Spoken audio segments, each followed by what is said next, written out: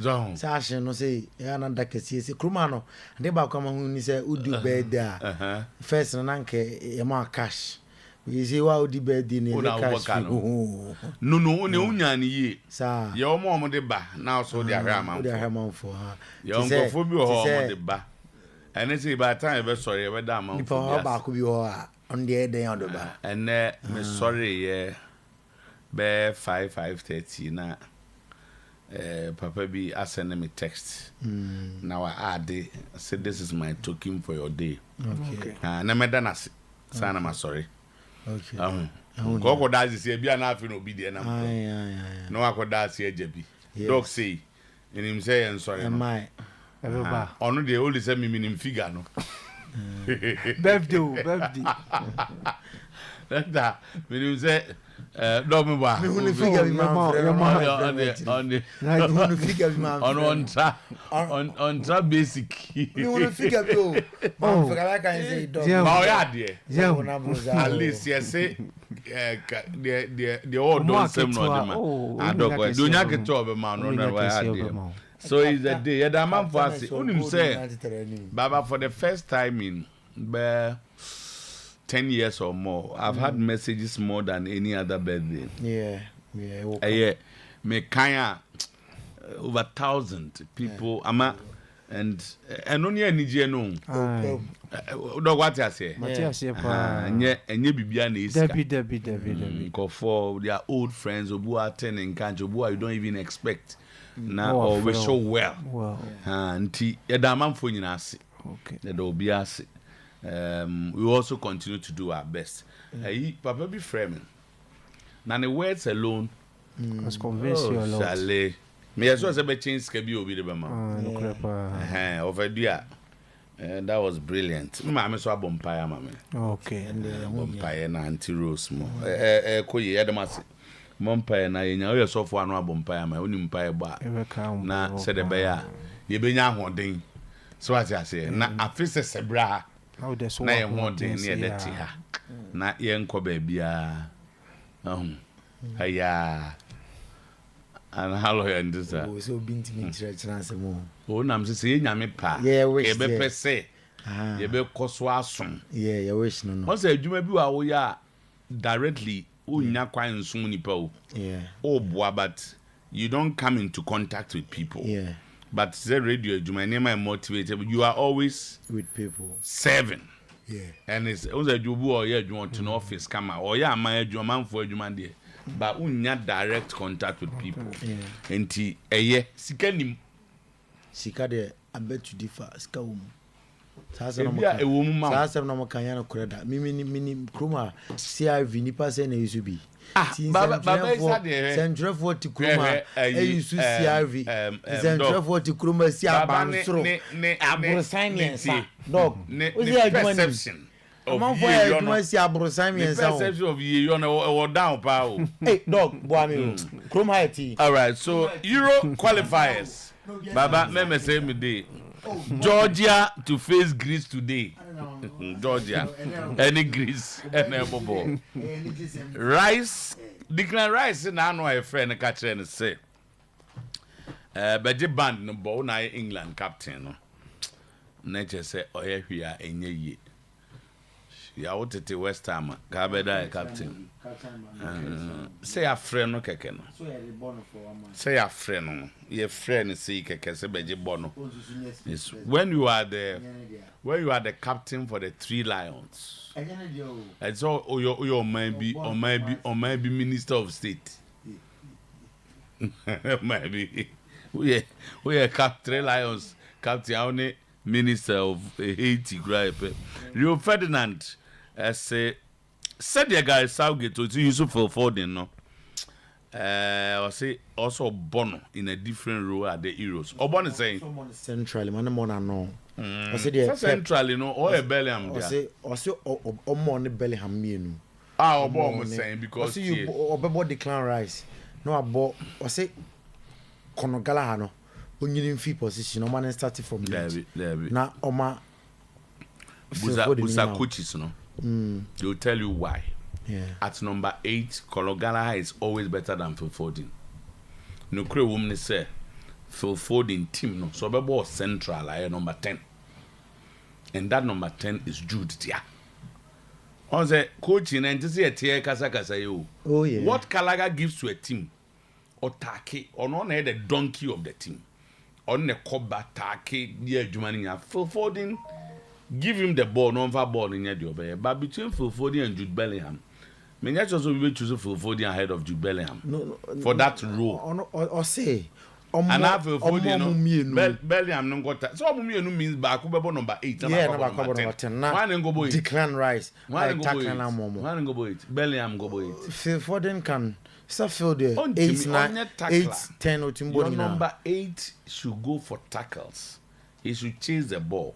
Also, in the team stop say balls now and I could do Declan Rice more.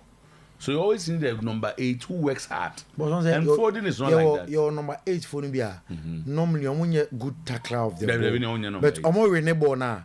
The ball. How can you even win the ball? Oh boss, you call Mamifa Ghana your team in years. You call half corner. Now Majid Asmeru. Now even I have Majid Asmeru. No, I have it. But Majid works for the team.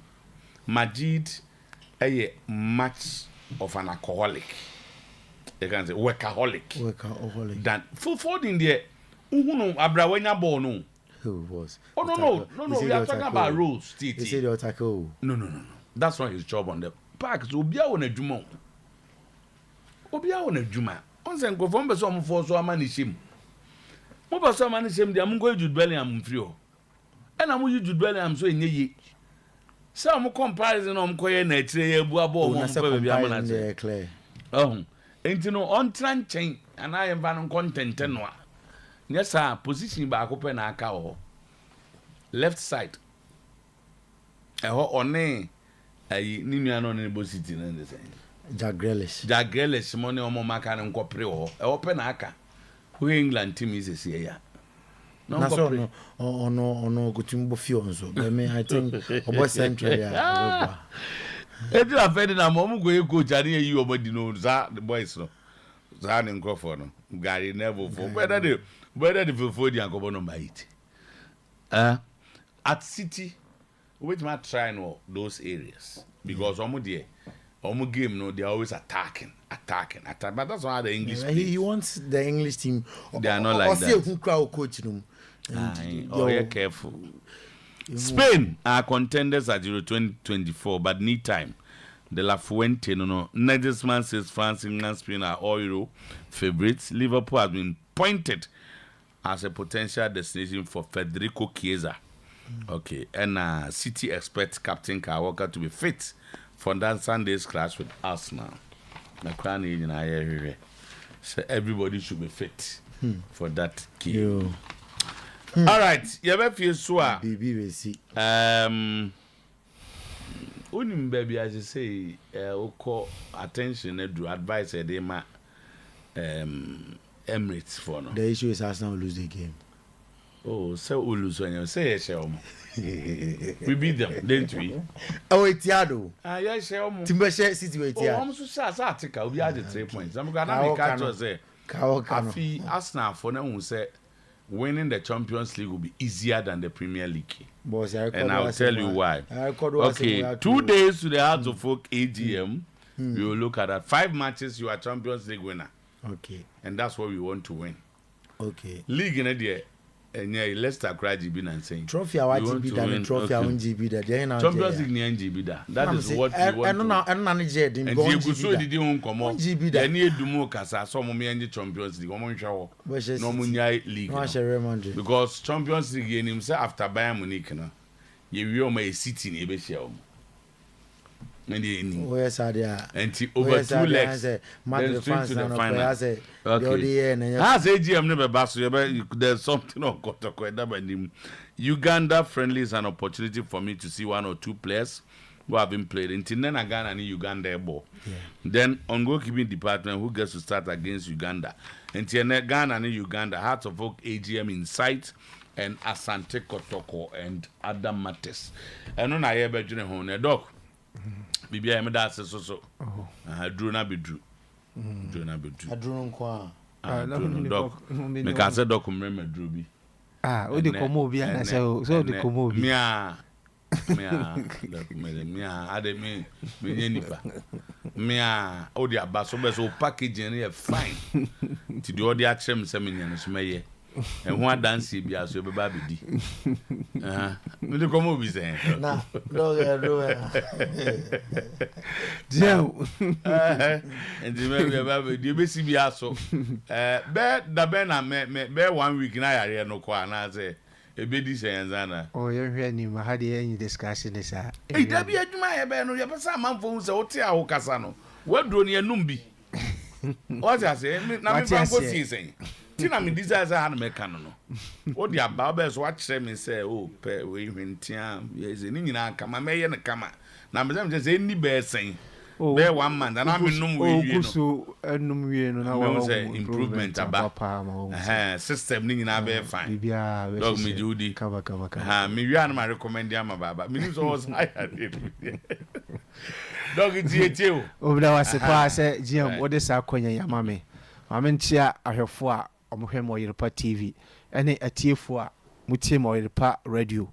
Enye obi ase mo son for Dr. Sam ameda apomoden herbal clinic no ewo Kumase Sofolai soja for kwane so opposite Assemblies of God for dankese no ehɔ a enamo ye abre nyina metaka se wo akira kwaye bomutu ba wura kwaye bletuo mu a ena hu se edua bia ewo ni sibre sini edua bia wo ni sibre sa no bade Nyankopɔn ehyehye no ewo dua bia yale a esa na wa han bia yale a esa tuba maso ya nubuna eni nua hini eni nua han no bade Nyankopɔn ehyira so ama me a me de esa yale e o maso ye so obi tie me na no paper na ani yale atena wo so wache wakɔ miamia bebre to free se aniyale na wo so ne de anu ne adura ena no pai me catch o se tu ho na mo na bra mema wadura obenoma aniyale no ebe free wo so akokora eden mu a wo sha wo ntimi nkɔ ba bia no afedi obetimi apue na wa ade ho afi aniyale ensem je me number ni sesia na frɛ me se me number ni ye 0551 09 8961 0551 0551 09 89 61 me se mo Kumase Sofolai soja for kwan so opposite Assemblies of God for dankese no ehɔ enamo na me catch o se adiyale san se Bible ne se ye nipadua no na se yakwa no ne han eni ani ti se sum eduru wani a na esum aduru nipadua nyina ti so obi tie me na no pai na wani apru nsuo pai a tu ho na mo na bra mema wadura obenom a wani na apru nsuo no bejai obi won so wani etutu ajauti yare ema wuti epai pa no so ba mema waduro ma wani na etutu no ne wuti na epai no atokra obi wo ho a wo so wani eye wo hene wa posa ma wani aye kokokokokokwa me catch o se bra mema wadura obenom a wani ne posa no bejai na fe ne kokko na aye ne so natural color Nyankopɔn ede ma wo no adadi ama wado ho afre ni yale ensem na me catch obi a pressure pa no so wo wani so me catch o se bra mema wadura obenom a pressure no ebe free wani so akokra obi ho agra koma wani so aye bre nipa ba uhu ni mienu a oba mema wadura obenom a glaucoma no ebe free wani so akokra a ensama biem so obi tie me ne disa wo sha glasses and a spectacle ansana watumi akenkan na se watumi atwura also ba tambia na meka se glasses na se rehweni wana wo hye ne de just supportive eboa keke ema wuhu ade na mo wuyi glass na se rehweni wane to a still na aniyale no edeso ewo deso woni flam to ba mema wodura obenoma wodo glasses no beto wa brekura obetumi akenkan na watimi atwo kama me yaka se 2023 to 2024 enkwalani students a Nyankopɔn ena mensa so ma aniyale afiri wo so de bebre kwa tu so ba no wotifie eye den foni tu anamo na fa no bra akwa bi o school a wote akire se ya eden pass obehu blackboard ne so ebi so tie nim ho pe ne so ye na ni hu aye den amana mufo mu nyina ntu anamo na mufo mu mra Dr. Sam masoye memma na duro benom a o school ba bibiala teacher ni no eden betra o class wo no wotimi ahu board nso ye wotimi atro wotimi akenkan kama so obi tiem no obo house doctor meje mani di ase de mosia pa agumani so mani so ewo mi ye wenya ye ni yale a edi ni panya so tu ho na mo na bra na ba mema wadura obenoma wani na ase de mosia aguso no afiri so akokora ema wade ho afiri aniyale ensem obi wo so a nipa ba uhu nipa dua ne pa na so nanim dua se no ya na esum aduru ho a ni nyina ya niyale a edi nipa nya tu ho na mo na bra mema wadura obenoma nipa ba ubehu niye watimi hu obenten a oba na watimi ene na kasa kama na mesaka kire obi akatrat ete esisi wani mienu nyina so se wani baako na etafura no na ko hospital na de baako a me woni se ete ewo bi ani so a se na ye ebo agilence ne so fa na so ye kusu obi won podi a wasemani so afita asenwusie pa ene na mani so wanya sa situation wo wom na so ko hospital ma doctor catch you say etena esisi wani so no enyiri into 3 months time bramanye surgery na so operation me catch you say to one amona bra apomuden hebakrin Dr. Sam aswe mama wodura obenoma eteno ebefiri wani so obi so tie me why surgery no na say operation na wie na say still unhu ade ya to one amona bra mama wodura obenoma ubehu ade kama ene na meka adrava fo a nyankopon ena mensa so ma aniyale afiri omo so de bebre kwa to so utifie ye den so obi tie me na wakọ driving school okoye wa pass it through okwa jo lances eni yale enti yamfa wo lances na mawa me catch you se bra mema wadura obenoma se ni yale ebefuru so obi so tie me wo so watwika akọwani mu kakra na wo fie na wadu peso kori no lances okoya eni yale enti yamfa lances na ma wo so tu anamo na bra so obi wo ha ebono nsia anwumre 6 pm ontimi mfa ka enkoba bia obi won so a ahomache no nu 5 pm bon se ebo aginani so afa nitine ka kra wontimi mfa nkoba bia me ka cho se mutu anabona momra mema wadura obenoma eniyale bia te wa bra boso a ehawo no mama waduro ema wanom masani yale afuru so basa babia opese wutu ka ebre bia opebia wotimi atu no wabafie asundwem eba eniyale pa ho dia Dr. Sam apomuden heba clinic yedi ho akoten jemi number ne sesia na san frɛ me se me number ne 0551 0551 09 89 61 0551 09 89 61 me se mu kumase sofo lie soldier for kwan so opposite Assemblies of God for dankese no ehwa anamo na me saka chu bia diabetes ewo ne so how also kawa koma to yam na bra me ho be your last stopper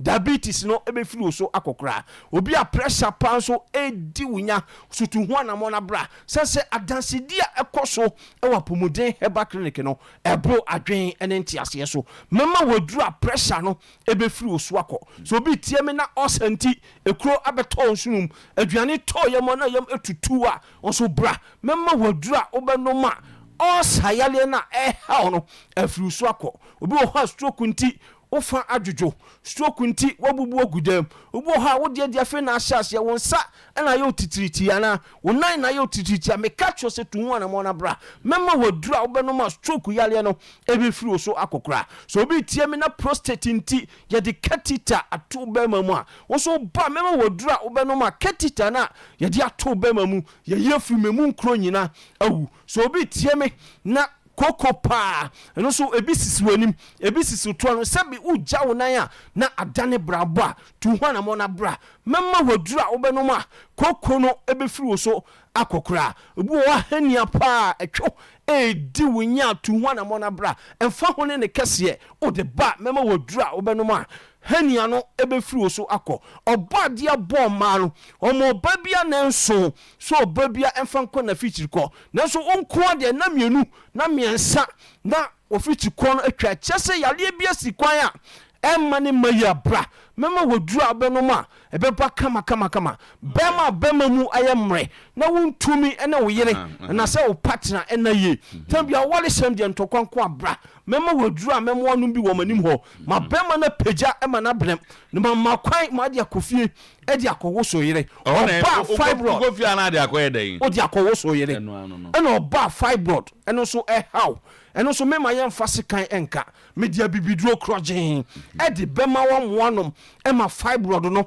ana ne kra obi a awo pa ehun aye diama eno so ba mema wadura obenoma obewa fa ho afa ba bema bi wo ho a enam STI sexual transmitted infection gonorrhea syphilis ne na sefo ne baba so ankasa ntino ama bema na hi aka ketekete a meka cho se bra mema wadura obenoma ebema bema ni moye du aye kese tetrete ema wasipi asita se bema odi akowo so yere no ye bo foreign and local na di akowo so yere kofie wonko ne namba bia dabi ukofie di akowo so yere ye both local and foreign delivery so bibi wa manone na pese ade aduro ni komana we ye number na egu screen so ye WhatsApp esa ye normal call o frɛ WhatsApp a ye de aduro ni be bro ma wanom ma ye le bi ate wa bra boso e ha na furu so se Ghana he ya na wo na ba bia wo so e kwawa na wontimi ma eno so ye de aduro ni be toa e ma wo saka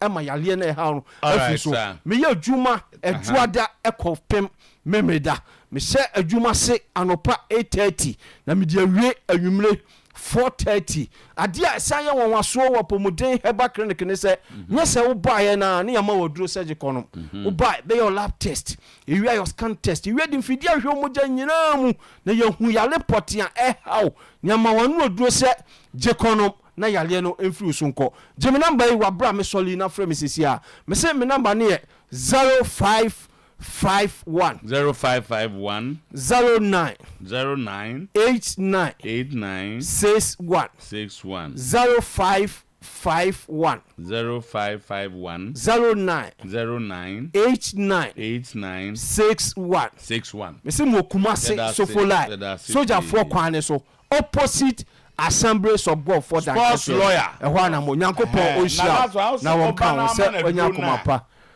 eduro no de manual obanum bi wo manim ho a na okofia odi akowo so ne yire enti uni fie anaze uni oyire bia ho a eno na ase partner no diem be na make partner say den ne partner kro be kofie o and the partner no so wo fie be change bia lawyer boss and then here enton Senior Ronaldo Mone I'm asking for me adwene say winning the Champions League will be easier than the Premier League. I can bet everything on that this season won't win the Champions League.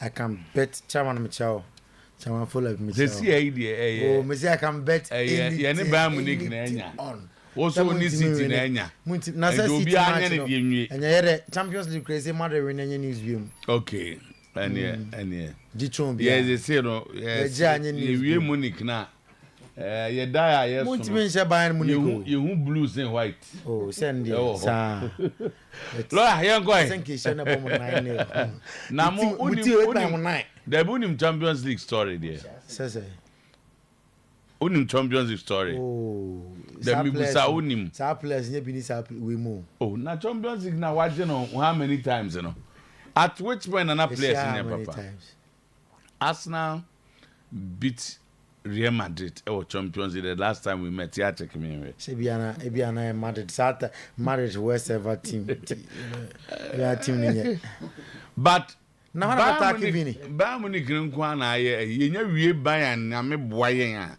ye hu color is all blue type bi ye hu white yen ko enti anopay yamo special good morning PM na yamo akwaba ye konko fonkroso na ensemo a anopay edi adencheche na epumfumpa enko fonkroso no ye de honsem ato anim ensem no doso enanopay nemom de disafota se wohwe na fe wotie na ye de ema kitikiti mampoli bi na woma akansuo yanom akabono pa anopay ye batu ebo asena fe ya tere no na ya confirm nina ama yanahwefo ene yanatiefo ye live our Facebook page no so Oyerepa Radio Oyerepa Sports on Facebook Oyerepa Radio Oyerepa Sports on Facebook Oyerepa Live Oyerepa Live honyina yo yesa se edi afi Vinicius Junior na so ye onim se Spain ene Brazil national team no ebo ayonkofa kensie ene na enra training grounds na daje eni Preseason after say a press conference ekoti ni suo bae na ni je ho training fine Emma Brazil national team ti enom ena a dark screen so no anopay ma me mfan to anim say e ba shansa no say afi international news no Gareth Southgate ena e de eltujam say ene gamer on Belgium national team abebo Kopimanu obenya game no bi etimi abo na Kopimanu last game ade kakra opeye etia Brazil no bia etimi ehuye eti reporter eba anopay etim say against Belgium obetimi astate ama the three lines of England Euro 2024 playoff final onim say e was in Poland and a de elpani na yamfan tuja say rotate trene Emma national team was or the atuja say amu team no ejeje pa ohwe Poland for na Robert Lewandowski ye can experience OP no the players are determined say I was I'm qualify for Euro 2024 Nicolo Balera Inter Milan midfielder na anopay Nicolo Balera at the Tuja say Ukraine Euro 2024 this time around okay tima amo building kakra womo ekuta a good team amo person amo ko Euros no nyese bia Euros no amo ko diagro amo person this time trophy no amo sign EGPM 2021 obekaya amo ejeye emra the squadra azuris of Italy esa England on penalties etime ejeye or say our Germany so amo pesa amo yesa de no yanko Kylian Mbappe Lotin na so ye Mr. Kylian captain Emma the French national team na adiatuja se enkukua na no omudi no eno eka amo biatimate se I was amo peta amo motimbonum Euro 2024 ni abekoye ama the French national team chese obia asudie ne se ometimi apeta amomotimbom Gareth Southgate asuye ena miko ena no pay Ivan Toney diete HM se na Obama starting a lineup etia Belgium na ose Hurricane Epra nano Ole Watkins ebenya ne dia boy na osha confidence level of Ivan Toney our England training grounds o GDS obetimi abua ama the three lines of England etime akon na nim na former England and Manchester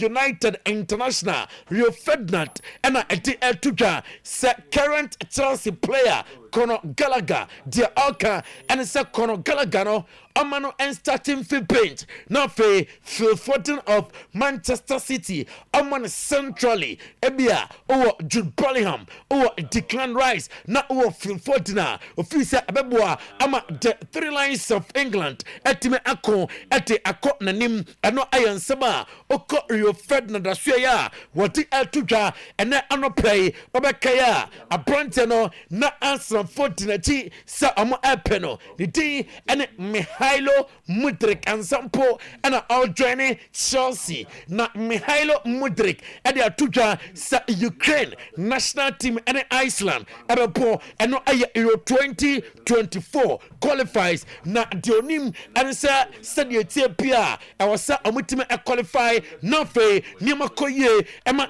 Ukraine national team onim se 14 months into his career our Chelsea no $108 million asika ama ati assign Alexander Zinchenko ninua Mihailo Mudryk onu si akan ema Chelsea Manchester United enra ana Rafa Varane wono ekokot social media na on social media and on say Adena Vinicius Junior ekokoko ye ewo press conference say na Vinicius Junior esu wotinisio ningina racism nsemo ekutia no ewo Spain and on say he should be a strong guy na football no nyame ade ata Vini enteni kwansa Vini and then no adwendwen racism nsemo owo ne support ano Rafa Varane Ninsema ati etuja ene anope Luis de la Fuente ano Spain national team coach odi atuja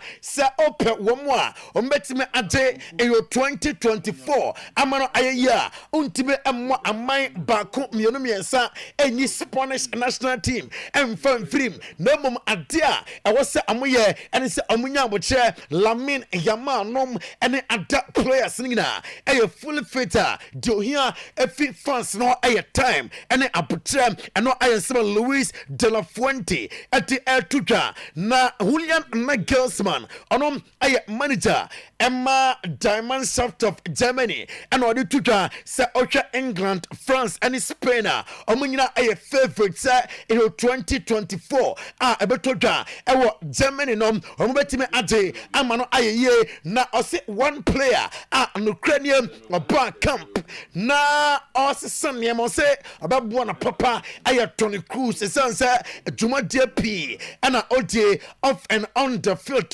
Juma P at the Emma team no na ufio na uko Danilo na suya na yeko Brazil national team nom odi atuja sa emra Captain Ampont born in sa na nani aje na de oka ache Brazil players na and say ono abatu Lucio abatu Ronaldinho abatu Julio Cesar abatu omunyina ewo Brazil national team nom etiniama p ana ono de wasua ati efi seniors no na ose adena amune England ade burn na players na ya no eche say we squad to fufra impenifom ability amute va etime ato ano nti very soon you sign our Brazil national team no pm and no Danilo Rinsema oti etutwa and pay coaches and players a time and pay live on Oyerepa 100.7 FM live on NCS best TV station live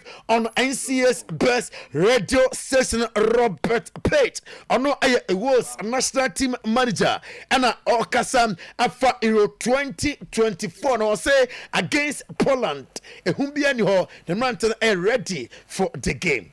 Very good.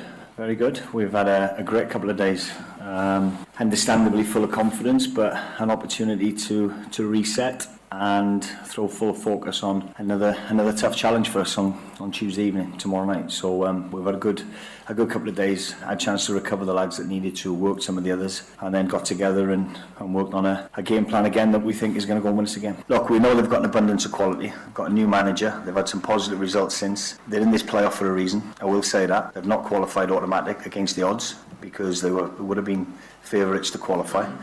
So they're here for a reason. And we'll take note of that, but it's about us playing to the best we can play. And if we, again, I keep saying it to the players and to you guys, but if we match the levels of Declan Rice, I'm gonna Belgium Captain Ampont, Guy Southgate, and I turn him say, "Whoa!" and I obey Captain Ampont. No say, "Emra, Bano, penny for," and then when some a tune name now, are you speechless?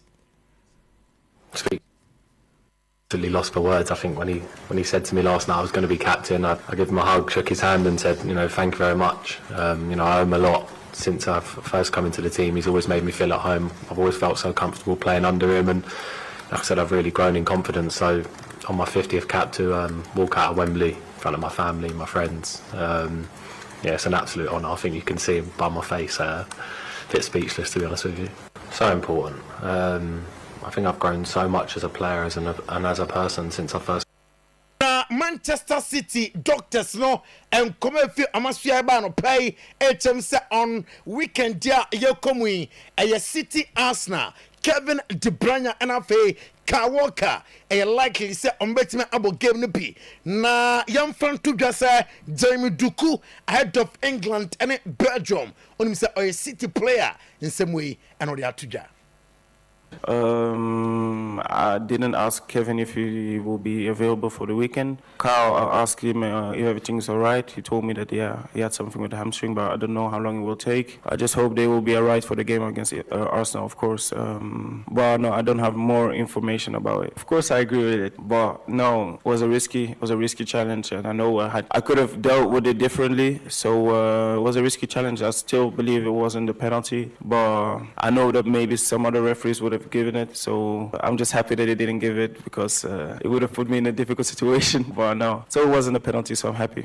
Nti wa confirm say no Ukraine Calvin Phillips mo omo buy na nkoye ni adada na obetimi pa confirm say Kawoka de oye fit na mum Kevin De Bruyne enya fit na o confirm ye say game amone Liverpool eboye na ono akọ talent na manfo fi say oh we de a penalty e de etia City o say ojetum say na enya penalty eno ensemo de etudwa na Danny Murphy and at the Eltuja say England holding midfield row no and Jordan Henderson Massimo with the NTS and 7. It is. I think the we'll talk about it after, but the one of the biggest things I've taken from that conversation is that he didn't talk about Bellingham playing in that role next to Declan. Yeah. At all. He mentioned everybody but him. So he seems dead set on playing Bellingham where he plays for Madrid as a 10. And I'm not sure that don't get me wrong, playing Bellingham as a 10 in some games is great, fine, no problem. But I also think he should be open-minded to dropping him in and playing him next because of his athleticism, tenacity, ability to cover the yards. He can pass, he can tackle, he can do all the stuff the other lads do in that position. And we have got other number 10s. Yeah. So I'm surprised that he didn't cover himself by saying, well, Jude can drop in there and play there as well. I mean, he might say he did cover himself because of the fact that he said it depends on the opposition. But the reality is... Ano and smart Danny Murphy at the Eltuja na uko Englander. They teach him some Manchester United. Epe Benfica midfielder be a midfielder Ben Chemi. Me the whole some ebemao na me mau air condition ano pay. Onim say air condition there. Brands bebre. And na wabonte na papa no a high sense for there and a papa. Ope the edisi ho. Ope the debo down ho. O my condition a papa to the extent that omo de no say uyi na wa huhuru mbra mfutu akom no o mere pi split one etikoje air conditioner efi high sense asuye 1.5 horsepower onsa ekabi 2.0 2.5 ningina onsa bekame a floor standing model 4.5 horsepower ningina high sense and MOP 0302 4500 0302 4500 na wafre Greater Accra East Legon Accra Opera Square ho nyina kwa obenya bi ato West Hills Mall Las Palmas La Paz Downsumai Atimota Mall ho nyina Batona okwa obenya bi ato Kumase City Mall Kumase oba babia hanti obenya bi etimi ato na fe bibia etimi akoyie ade amount na uwia na wako adimambadu ho Sister Macra no womo ede aba na Sister Sunflower aduane de obenoa enam no obeche na ope anwa papa ede acheche nam no aduane na Sister Sunflower no na papa Sister Macra in Toronto pebi Sister Sardines no na wajibi afem Arsenal, of course, but of course it's a good team, one of the favorites I think for the Euros. But yeah, we prepared well for the game. I think we have all the tools to make it a great game, a competitive game. So we're going to try our best to win the game, of course, because that's our mentality. When we go somewhere, we try to win the game, and we have the players for it. So of course, it won't be easy, but we're going to try, of course. Carl Walker, one of the England injured players. Obviously, Kevin's not here for you guys. Have you been on the Man City player WhatsApp group? Are they both going to be okay for the weekend? I didn't ask Kevin if he will be available for the weekend. Carl asked him if everything is all right. He told me that, he had something with the hamstring, but I don't know how long it will take. I just hope they will be all right for the game against Arsenal, of course. But no, I don't have more information about it. And while I've got you here, because everybody has had their say about that Alex McAllister challenge, apart from you, the referees say that it was the right decision. You obviously agree with that. Of course, I agree with it, but no, it was a risky challenge, and I know I could have dealt with it differently. So it was a risky challenge. I still believe it wasn't the penalty, but I know that maybe some other referees would have given it. So 690245 3169 610560 684147 0501 525698 na wafre na deyate efi United asuye echemsa okun Koku ono esia kan ema Benfica akodai Manchester United twanim se amonsam ebetimi akano na onim se Benfica efano efi final 30 million euros enei Eric Ten Hag twanim se mensa abekan good news for Manchester United and say Lisandro Martinez is back into the squad after international break obesia kan ama United obehye cheho and your top four na United epese amuru no enye issues pa emfa emomemra Lisandro mom ayafrita amugyeche ho na Liverpool honest no Fenway Sports Group Diati HMC womo ekoto league side Toulouse omadin komo akwanim ye pa amokoto club no you say final stages and amo ewo ye Liverpool asua star na Federico Chiesa or your player Emma Juventus onim somebody kan abekan wansema cho say issues ho between one Max Allegri enti amo take that advantage na amo Juventus edin komosam Federico Chiesa amra emesi akan emfa ematim Jamie Duku makacho say Alexis McAllister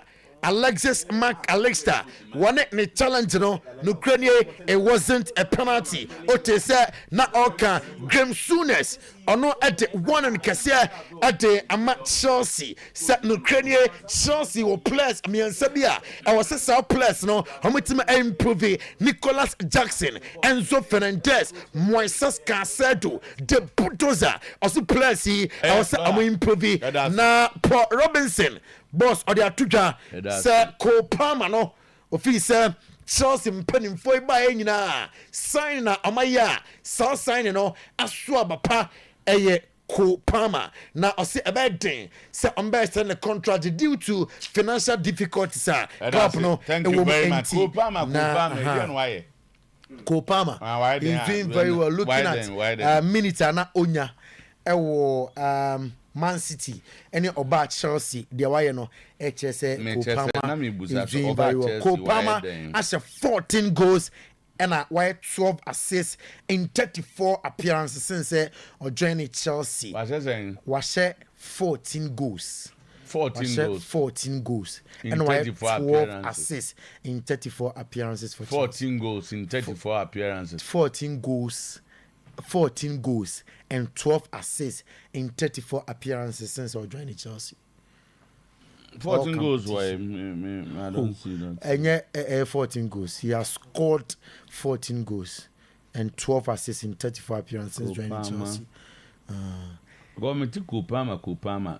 On the year and he's doing very well. He's doing very well. By almost Chelsea in the standard. Oh. Yeah. Oh, I have an mechanic. Now go and the Nagasi Premier League 10 best players are on Baby Kopama. CCI. He will be part of it. 10 best players in the Premier League. So far, penny team in your holiday. But never count. There'll be 10. Madam, never count. Players who do a Premier League or more ball more money. Oh, madam, never count.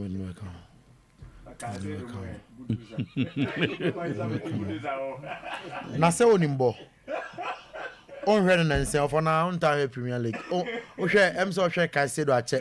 Boss and on testify the last 4 matches for Caicedo. Boss testify the last four games for Caicedo.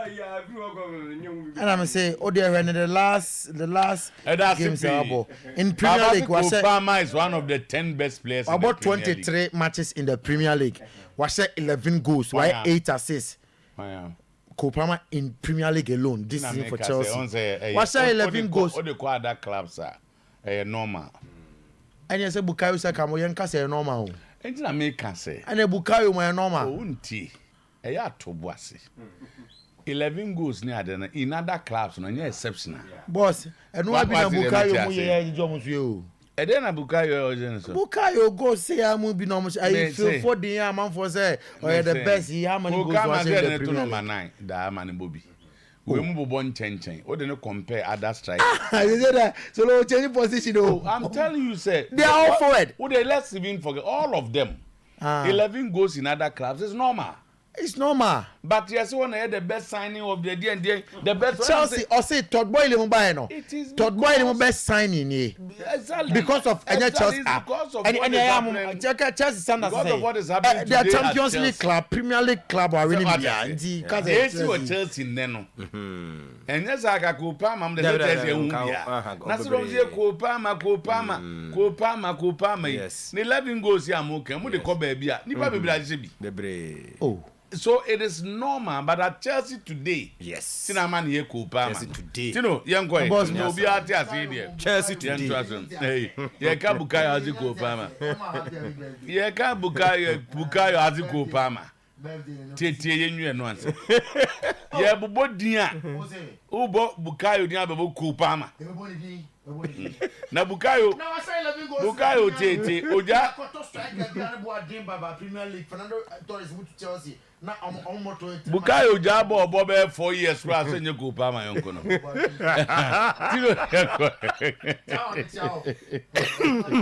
Ka 362 pace alpai Ghana for nyina mo moden mo be sam kakra wo de ye wadwe se ne wo to bia ko try ahwe na wo twam a wo de na se be bra ye san se media hiamie ene se wo no nkrofo hia na wo kasa na wo mfere wo se na wo se pai fita nya no nko ne mfaso a wo nya de Africa 362 pace mu konkone nanu a akoyishe inside no wo sha se de tuturo si a apuru ni nyina no ede egu enu achi no na protect o gam no nti wo wi na mu a won tan kase kakayo Samara company de ye nmu dada omo ena kofa asaso ba ye omo nsa no adwuma sesi ye a e wo market no ena ye ka 362 pace wo bo supermarket provision shop shell shops more bebre ene gugu ono mo maso mo foi anu anu mo eton anopai wo hia number no ebra aposo do hujim na so ton bie sanse school for no ede tutu mo sia ebo mo yie pa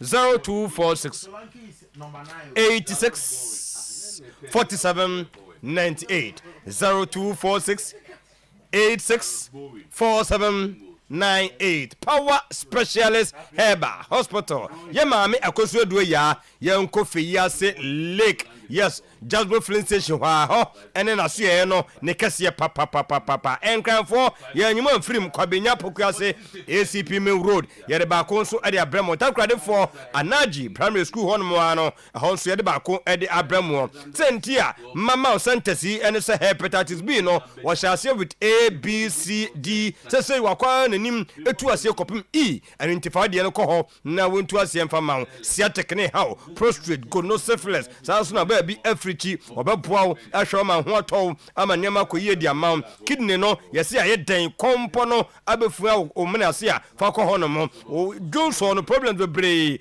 na wo fesie ani de obi ankosere ni ntu kwande biara da enu nji so ni yo ya nyabre na hwe wani na fei emo ema wo kanea no enya hweren anopai edin ye power specialist Heba Hospital mama branches no edada na mom sa wonam be bi te se Misty Heba Apidang Fedman Danny Heba, Colinak, Angelos, Tabia, Adia, Medicov, and Ikofa, Ninano, and it's a ho, who call Abomodina Koto Heberton, Heba, Mesha, and Powder, a immune system supporter, not just a system I come. Memma Quadrodia, a chrome and a funny Jirikajiri, Heba, Heba, Mr. Wunya Biabema, Ubejao Naso, Umen Samano, Buffy level Bako, Ako level Mienu, Nuanya Dwaya, Heba, Malamis, Malaria Fever Nebako, Hunamina Yano, and also Ebeko. Kofka ni die mesemua mbowa na mboso hyehyemono eno nso etu ase no anyadwa ya Heba tonic eno nso no ebe ma onum otoso na onkoye de bia brukios ansana wakodidida bi agba ya de na ena nkofo de fa appetite e ma aduane na ye de ni nyina mu no number ne 0244 544422 0200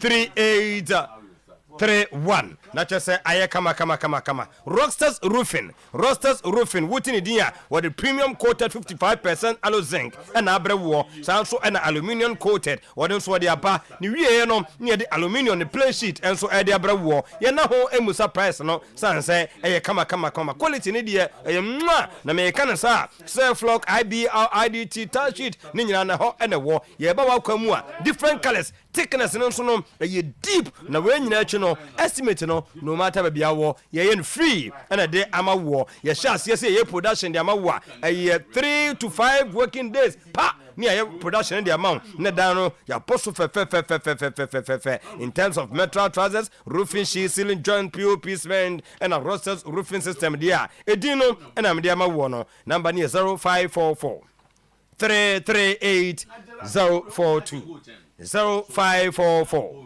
338 042 0201 164 645 not just a one Rockstars roofing where normal Abe Heba Clinic. Oh, any baby I walk. Medical catcher say Kodia. My many so to sick cell as no. And what day to come on obi afani anyam kwada pressure no ejina say etwani gunko fo busuani ma sedo do enu ntifade no eko say mo akoko no ha mo menstrual problems obo one ache obema no phone na airphone henia na etetew enkomo ne dia brante nyame dumu bi na mo yekohwe ye no eye light ntentimi mfo oba no emfa fro diabetes no and na obo mpane wa ha echa no obo no wa ha ama se wo so te kofo de ade bebre na esusu wo anopai abesi nya sika mpempem na ade ba ma na hwe wo kakra bi ekura wo no obaje na afi watimi ahwe wo Monday to Friday 7 to 5 p.m. Tana so Apatapa New Side Junction 0243 345 392 0243 345 392 050 646 0208 sikadia bepacho obeko akosuo cheni pa obamo alecha nu ohunu udwom ohunu obusuom nsam wode na afei wo trende so woni kapre ene de ene sa akofo no tonkwanta yapai de hianse opeso adwuma no wo vision so opeso obiemu peso tetrem unya wakesere bi ka ho otuom kakama there's a 10 years from go so adwumaden ede ma wodi a bepacho yekosu ade cha quick credit and investment micro credit limited Bank of Ghana at the stamp na timomachi se monye na monwan krofo bo amobon krofo nyina no mamo mfa mpemanim emfa mesisi ho kakra bi keto bia enso na momfa ensi ho obi kura Ghana card straight away wa qualify maybe atwam nka ye card wo de card bi na ekọ wo de judge bi du achi wo de ofie home papers na ekọ na sa nyama nyina no eto atwa eno nti bomodem so be kwa akọ startup loan emergency loan salary loan working capital loan existing business loans na fe enyama atumi ayakama edi amawo eno nti bomodem so obeto afa ho ama nyama ayakama number no 0302 200 390 0302 200 390 and 0596 920 833 na no so enyama ayakama nti legend ever to so die and wishes no more and a DB eba Steve Asabe Queen Yes, Starboy was saying membership legend. Happy birthday, Famano Ebrekonano. Neba Emmanuel Techibe Queen. Emmanuel Techibe Queen. Oko school our Matters of Uganda. JHS1. Yes, Ena Ujina. We and never nyam fie dumi and sapepe. And winti one enemy my friend said Mata Okejetia and I wish one ba happy birthday to Starboy. Say what we should boss. Happy birthday, no for Quano so I wish any band so happy birthday. Wow, Starboy, Sabe Queen. I was on the pa boss. Was on Steve will say yeah show special birthday. And Eric Marfo was a former House of Folk player. Was say yes, Eric Marfo. Me show happy birthday. In fact, man was shaman this year on also air. Yes, or mommy pictures be there be what testing me message. I'm got so frail. Message. I'm going to say we are on phone also. Me never heard yet. We was up there. Or playing from a my life. My football player that was it. Yes. Babo. Yes. You know that's it. That's boss. You know, my punchline be pa no man. And I kick him man out. Over. Say, my home sponsor no. Say my full have been sponsor by Baisa. So what do you do? We want the chairman. It is an Arsenal birthday. Oh yes. Arsenal birthday. The big man celebrates his birthday with the coach who is winning the league for Arsenal. Yes. And they are Arteta birthday. Hey. No, he's winning the Champions League rather. The Champions League and double. Debbie. So it is an Arsenal birthday. It's the Arsenal for her Champions League. Yeah, J League, you know. Oh, Debbie. Champions League now we can win. League now we can win. Yeah. Champions League no win am kwaso kwaji. League no so nam kwaso kwaji. Yeah, who say? No ben omo che. Champions League near 5 matches. Na league na ka say 9. Aka 10 as a 9. And you percent you concentrate to message free Emirates ban. 5 matches. Okay. And also the end be that. This is special. This is special. And Arteta is 82. Arteta 82. You know. And as a boss what are Arteta na mo benbenyo. Oh, sir, oh na limbe. Me chen bebre. No, you crowd but. They can't you must casem. As a boss. When we are talking about £8 million a year. Hey, now you Arteta bet in 1 week after 1 year. That's special Arsenal birthday. And send them me kind. Please send us Momo. Arsenal Say please send us Momo. Say on kind.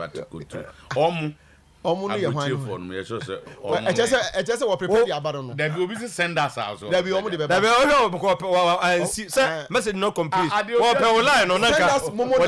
Number na say. O koya juma na ne ho apre no. Mini solo na ejije. Ya wonu so be sa babie mu. Obe ne say mini solo na ejije. Obe mini solo na ejije. Sir, MC mi so na ejije. But me fa hwe nya obi. So mangacho. Mba nya obi ya. Mba no. So, Baba, the big man's birthday, the legendary, the Hall of Fame. Through him, you see a lot of guys in the sports media, and he needs to be celebrated. Yeah, he needs to be. So we be a person who be but my mentor can't. And open minute. Makase, sorry.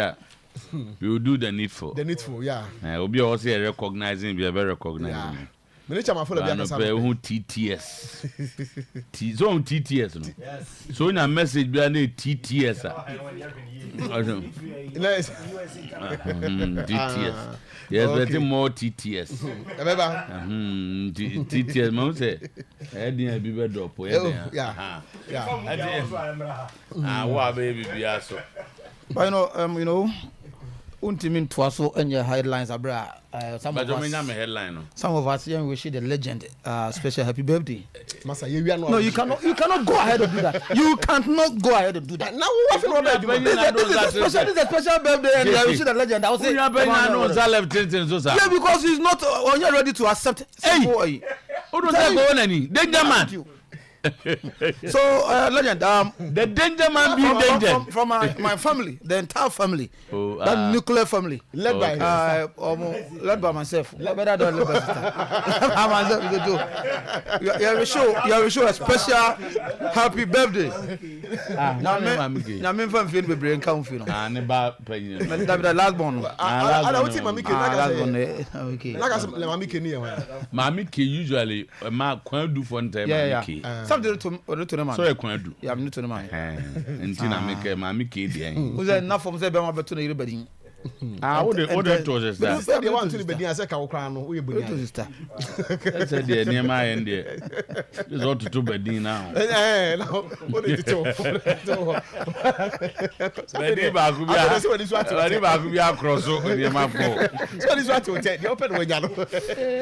On these special days you don't say these things. But this is not to tell. They can't say any na yen kona you 45. On me nyo kese pa. That's it. Thank you. Yeah. Okay. Appear Stadium say. Appear Stadium Sunday long. May the Lord continue to bless you. Sometime Kojo Mafo. As you celebrate birthday today, may you continue to soar higher. Kojo's birthday. And Kojo birthday. Na Koto Mansa birthday. Hey, okay. Say this is from Appear Stadium and the Mama family. Oh, okay. Okay. And a big family indeed. Is that Appear the Mama and I got the family? Sorry, Papa, no. Okay. Papa, don't have firstborn. I say. What's one can say? Oh, they Don't go Papa. Don't go Papa.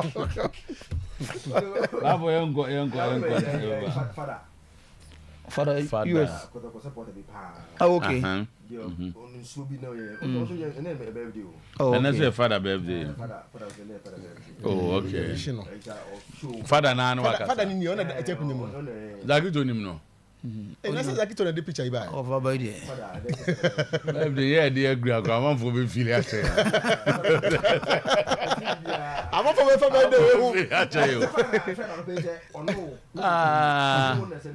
Oh, okay. Now father away. What the bath? Last I know outside the name say. No, Bana them to aba. Oh, Bana baby. Legend won't say Ayinka. I said do. Manager. Yeah, kasa. Okay, and yeah. That's what it is.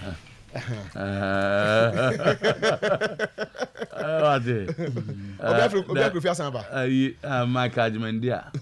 I said then I walk minimum about Siasi and wife. Hey, the piano father. The Siasi actually beating before Debbie. Sister, in your band. My Kajman also hard, you know. In your band. And now, we invite you coffee near Kodia Pesi near the identity. Yen sister in Michael Bibianim. Siasi is a very responsible husband. Of course. Husband and father. Sister, you know where there's a case of Busi. I said the assembly. Okay, Father's birthday. No matter how strong. How strong or big woman is. Okay. Bema is on top of you. Okay, young boy. Babalism and betting scandal at Bekum.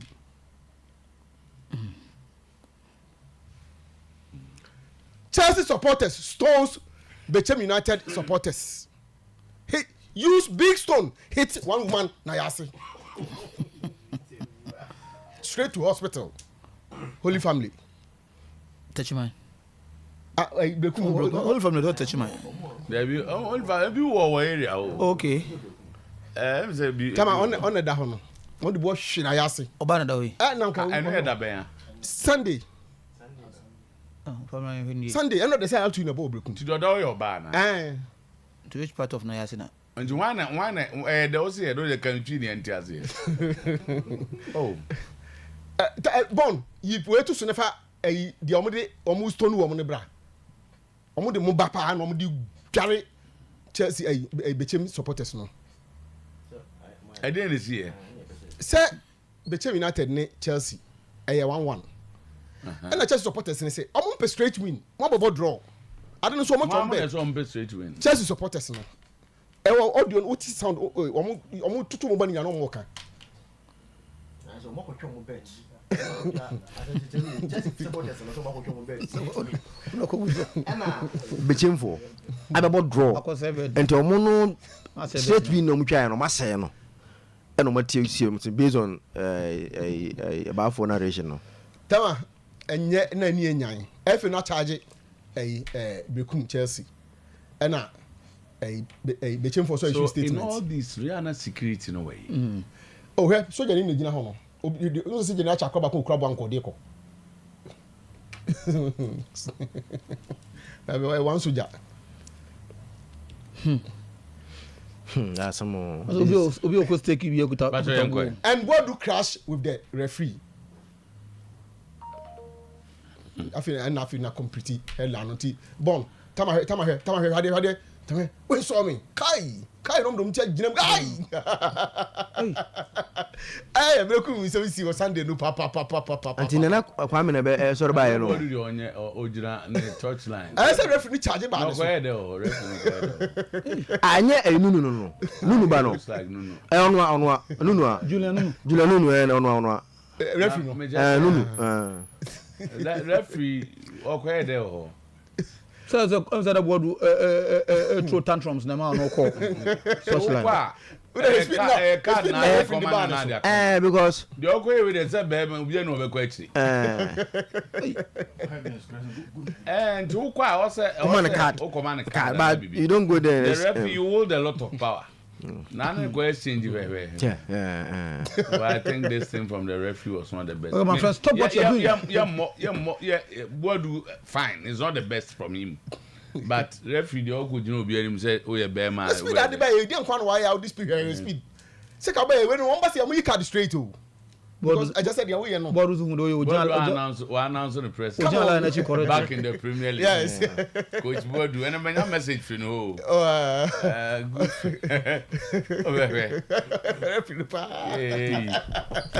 Oh. Nine the first match. No, this is third match but in the first one. Winning the first one. One show away 3 to nations. And then the third match in and second home match. Okay. Then you break a crowd and I Bichim. Who say Bichim there so I just have 5 points no. Pressure. That we na Bichim. I'm going to Bichim the boy. Oh Brekum. Anti anya Brekum. I Brekum. Bichim the boy. Bichim United the boy. And Bichim the Koto atena kan. Tina ni bere umpa. Asana na kwa amso na wo. On na papa no. Ghana boy. Edi tama. We have a long way to go. No. Long way to go. Announcing the presence. Sir. Rebecca Kess dressing Musi or Park no so Park na so no mercy. Different opinion about. Is it about na referees no performance or no unye so sanke esi hu de lead to this different na de buy me na de buy ba manya sound no we de manya sound no you bet me was a betting de na manya sound was home to mo draw on the opposition refugee de man because no but that will not be fair what's here because Chelsea equalized late nti it na ni braba the James scored first in the first half yeah sure and as at 70 minutes na Chelsea nyanteka Chelsea taking late pa and it means na ni braba omo pe ka ate no until I think say na be ko we na ba very interesting and also this beautiful so anyway I say we more no mo ye bi da o coach sin bebre yeah club ni na de be ma red card na de these are part of the game baby I draw league no odi agora na I don't know so yes come on I ain't do referees no modern bono enye Mr. To baby adru teams no eh the orgy league the ori asemo it is obana ye be hwe na ye betene akampo wo away team hotel ni ade a no de obegina park no so akampo wan away team hotel ye be hwe na wo away team hotel away team CEO officer Koto nations Koto supporters say allegation say referee no nations for the Nikusie hotel and Jomba park no so no netizen the free bechemu ba no so e serious so to all my independent ade am ya mo say prepare mu team Mr. To referee be di ball e betena wo da corona wo ba be di ball no akoda ho so but na go da promo one akoda ko na he ni e betena wo da ho a then this go bobo na krofrum for ba santas ye beti say referee akoda krofrum referee go da brankesi na nations brankesi hotel be na abra I like that hotel be any brankesi hotel be any na be bo rado so no one come say okay I be kasa ko wa dey fra omo ko bro patem ho nyina what dey tell us adia be change for statement no yes yeah o media send o memia and a chess has been charged but o man can if you know charge sheet to the one boga na yase right I'm the na yase meet that this is not right. Oh yes, supporter na fan this Bechem supporter so what you Bechem for now atare na o shende Bechem supporter Bechem United FC strongly condemns the ungodly attacks perpetrated by some supporters of Recruitment Chelsea FC during the recent match against them. Thus Ghana Premier League match day 23. On Sunday 24th match at the Golden City Park in Brekum, our supporters were subjected to reprehensible acts of violence and aggression. Stones were thrown, I'm sure, and were hurled at our supporters, endangering their safety and disrupting the spirit of fair play that is fundamental to the game of football. 3 of our supporters, 2 gentlemen and 1 lady, sustained severe injuries, of which the lady had to be rushed to the Ghana Ambulance Service to the Holy Family Hospital in Brekum. She subsequently got admitted to the hospital. As a club, we believe in promoting sportsmanship, respect, and camaraderie, both on and off the field. Such deplorable behavior has no place in football or any sporting event. We call upon the relevant authorities to thoroughly investigate these incidents and take appropriate action against those responsible. Additionally, we urge the football community to come together to ensure the safety and integrity of sports for all participants and fans. The management of Bechem United FC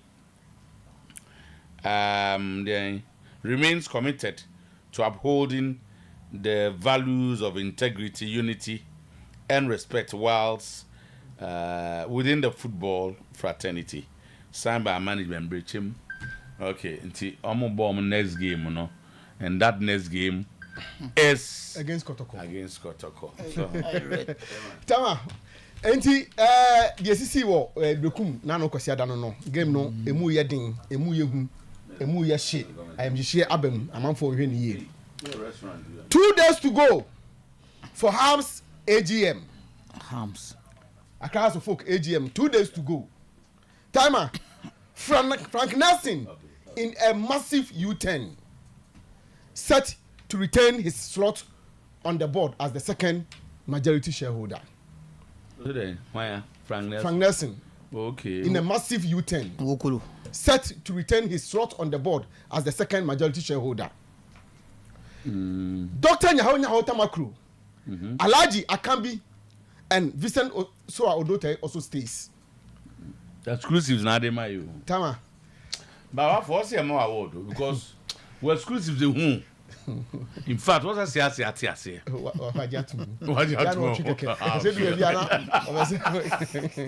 Exclusives the who. Is it what's the house board now because it means I have the captain as Williams and Brilliant. Tama information I'm picking say who's initially na Mr. Frank Nelson say a bro say busy or say busy and I say or James Enka on to aso nye board member biem but you say wasana dwen am say Togo say team no mo ye board no mo ye adwuma no okay ma me kan we answer na many message from head of sports all the way from outside Ghana where he is na or say me have me phone no so enche head of sports no was send bibia bre yen message ne wan kan yen or say me have me phone no so enche but we obetu din say bia fire say is that the pictures bia bre me come me cry come the man born again the two pictures oh 9 pictures from where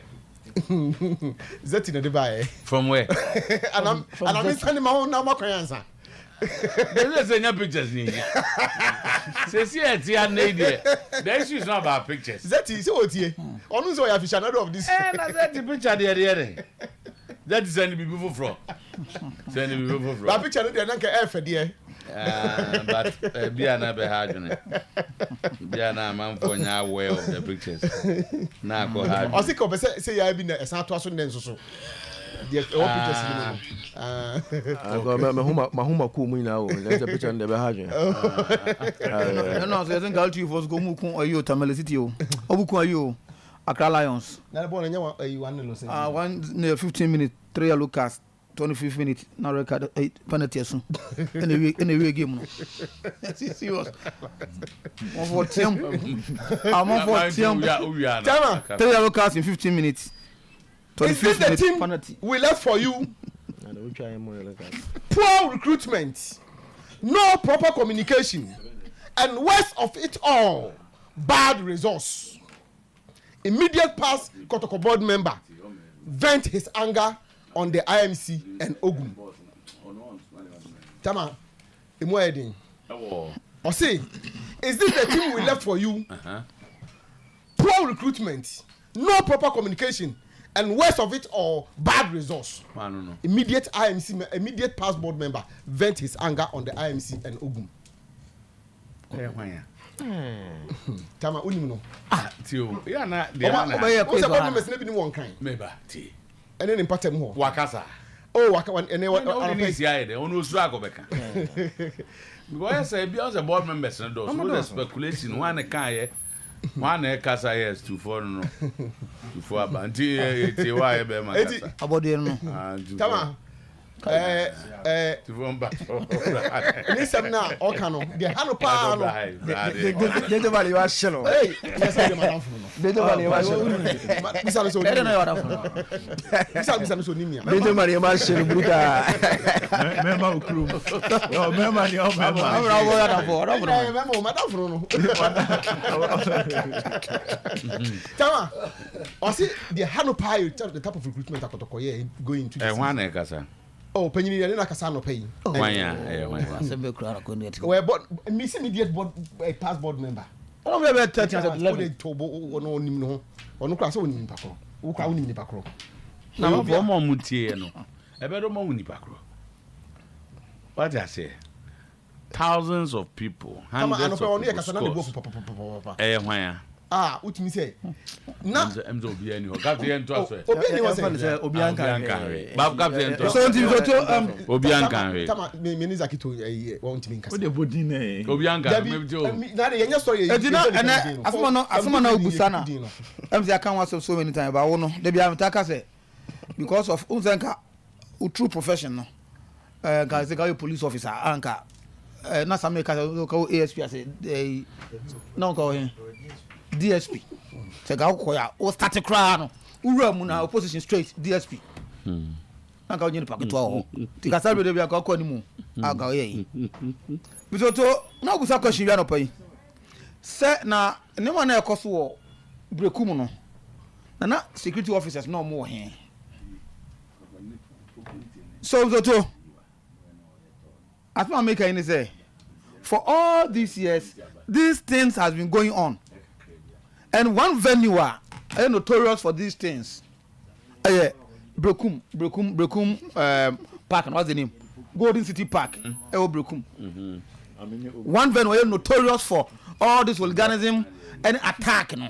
Sub venue.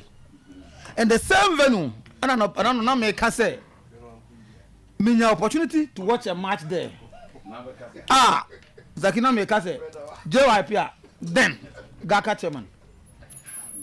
All catch the police officers so they should arrest a certain tax we are not almost be able. Now police didn't me active because the civilian was telling the police so what match now up I won't try now try you upon game now. I want to better Kromo. Ebrekum na say me cause. Now all these things are cause but and nay the kosi a bechem for any abro mo kan was him to akwakosi. So my question was that at the point in time so to me your attention clearly. At the point in time the then FA president question that by forum bi wo Baba Yara Sports Stadium. And I'm ko busa ne say me feel say sanema na air course or such venues no. E dey can end to be masse. Me so to nke betuma shop security officers no. For example, anka Brekum ni sunyane.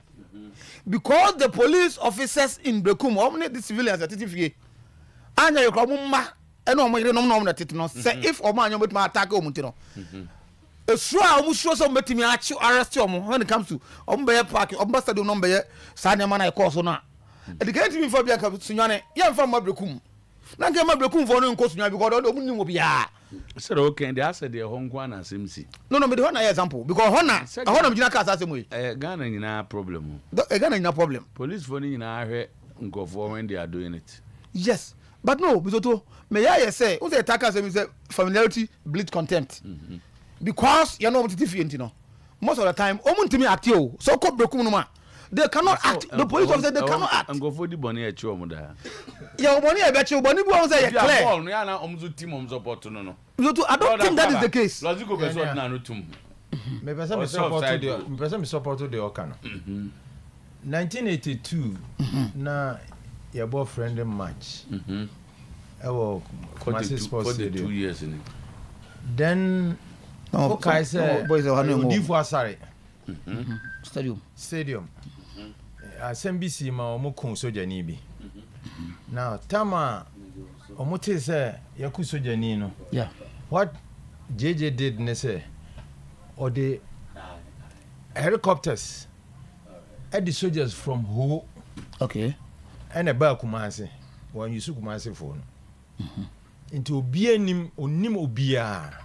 Unfortunately for me na me car ma park wo Odifo Asare kwano nti na bokotoko then bokoto ye na national team na wo camp na omo de ba be boy ye na Olympics be boy Kumasi Sports Stadium nti your stadium ani hu say we see bibiri sana soldiers for no mobile no mu free Kumasi ye mu de mu free ho any north any buy nti na me car is baby esi no ye kunipa ye shuti nipa bibiri gugu no mo nti me wura ho na soja ni say me pick dead bodies ni bingu mi kam from Reggie meka no akroko ni tu no de ahwe me so says is umbra wa fa ka sabre go na dead body no say me nko so na me page me da page soja for camera o e be on camera sa soja ni na yesrewa omo fie na ai unim eteki 2 boys bi omba bo kotoko no mo yantafo na not no mo ye soja fo ena ba ku hu mi no say ziko ye de wa ha ena me ka bibia ena no yes me be dead bodies ena no ji me ka no tena front ena drive me to city hotel density hotel ansa na me ko yeah because me cut we dey and say obi ni mo bia edin say obetimi a struggle with him whether or ye soldier ni or ye deal okay your woman instant say nipa mini no obetimi agya na baby ana me ne nya adwene say a problem a say a general problem baba so say can say the brekum no me the example na sana baby tamale na o me can the same thing tama doma for ye kodokoko yo mo ye me kan wasem and I believe eno ane ye kan wasem even at Baba Yara Sports Stadium sometimes I said that Sunday kodokoko supporters be ye no all these things no say to me as a son before say you need the best out of the security officers no but na koye say omo tena dey so in most times some kronkro no But my son call history be now in time I did we started police for looking on. Okay. I started after May 9. No, they were prosecuted. The police for court for shooting and now for crowd control misbehavior. Like a common fast to control crowd. No. Yeah. If you're police, for very careful at the stadium. But in line of duty, or you're a human or you're a mistake.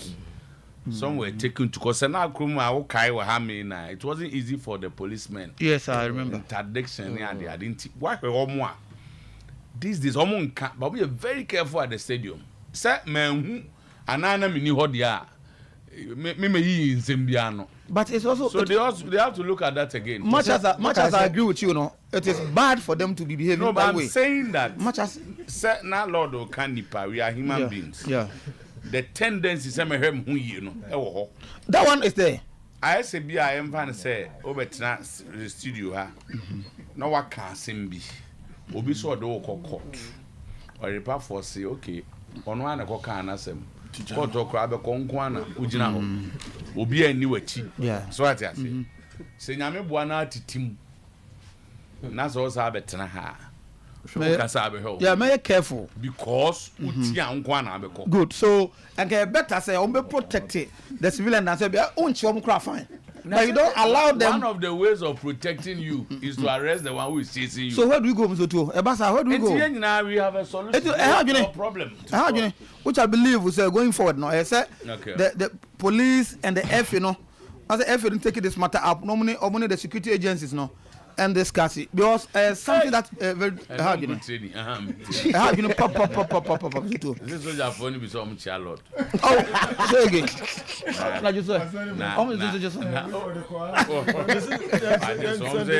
And over training on chairman room and governor gave me like a yeah, me check car now. It is our Abu station car. So commenters who had the Abu station for car. A ban on sense, so yeah. I'm making car. Now go out to no good senior. This is yeah. What is as a papa no you to the knee. So I'm in for time, baby. I'm looking at Asante Kotoko issues are arising on the recruitment of the coach or the recruitment this particular transfer window. Many don't not describe it as a poor one, which Mr. Otuo, may I beg to differ. Because Mr. Otuo, I was looking at now me looking through Kotoko starting lineup. What is the issue? Yeah, city problem. No? Okay, they feel that Coach Ogum supporters into do okay. They feel that Coach Odum anya proper recruitment for Asante Kotoko. Pay the omokano anya proper recruitment for Asante Kotoko. It is some of the players omo buy Mr. Otuo. Omo ntimi Kotoko spirit no fa omo. And a good number of them. The match was between Kotoko and Haas and not Kotoko and Olympics. Olympics, okay. Minim ni bakro there, but Mohammed Hamza Yakubu. The picture no the military okay. Military plane so they know Mukuno. They lead it to divorce side. Oh, okay. But that the name say Kotoko ni hat. Okay. Oh, can they say? Okay. But your captain any really enquire. I'm so not make say any difficult so coach even recruitment be all right. So better 10 players or whatever. Not all the 10 players now. So to me perform to the level I know be expect to. That not to say those players now mobile obi I admit. Say e be them to almost form no e form maybe with time no e beba. Okay. And one make asemi about say Dubansi and thank God Lord Opokunti is here. How Kotoko supporters at the point in time treated say Dubansi and all drafts are so now will be a team name no Kotoko house for could be a penal. But Oba Kotoko no flat nemfa. Na we be home sir. Oh, obi say Kalu Watara so she Kotoko for show mutu na mam ko fa no. And the Kaluba and fast they be amusi hu no. Even though I shot some 4 goals be also but and yes said musi ehunu nto mo ka. So in Kotoko, me the Sedu Bansi example, and I'm happy the Lord is here because of a Juma Omuyema Sedu Bansi. Ne fana third and final year. Then obey the toast of the supporters. The time I'm not if we got the supporters here. And this is a player not 2 years. Makoto number. There's all kinds of supporters should help. Yes, so players no any players on my son. But ya na Kotoko spirit in the group be a emfano. Don't be Roma. Mr. Tobinu time no sort of. But then at least 4 of the players are coaching the Umbaye. Has also been status of Kotoko this squad. Say 11 players ebo. Now say what about the 4 of the new players out there? It means Ramu director in the 2 central defenders, Ansu and what's the name? Nuruddin. Then Okwa which is Peter Amidu Akwa Ebo. And over to the some extent, we name and name someone ne Kalumwa. Sa position not so much alpha. And the others in matches of Mubam absorb a bit starting no more. So it's just a matter of time. The whole system and Mazak, maybe I think the point is well. Lord, you see, people are trying to box the Kotoko problem to just one person. People bear. Uti the narratives now. Including myself to the family. So, uti the narratives now. I'm boxing the Kotoko problem now. Nipa ba ko pe. Say on a problem no. I have my issues with Ogum and Obianim. I publicly discuss Ogum. But I'm so too. Me feel say boxing problem in now because Ogum. Then you're not being fair to the gentleman. One, people talk about recruitment. People talk about players are the buyer or more so any. So too, me pacho season is starting you know. Yeah. Pacho so be at me. Season is starting you know. No, I'm not start to games you know. When the season started, or the old players are never born emfa. No, it's new. Dabi. No, it's new. Pacho no obo mfege mu zeze mu. He was using the new players never born here ansune Nuruddin ebo 4 and 5. No abo a Japan right back. No about the cool left back. No about foot of in team. Later on, Lamte and who again for Zeze and Fege Mukwala and Nema. Upon so now Omobono Omo and Fege mo and disappointed big time. Upon him, yes, inshallah no injury, but about second or third game on the name of back, about your only team, you know. They couldn't play.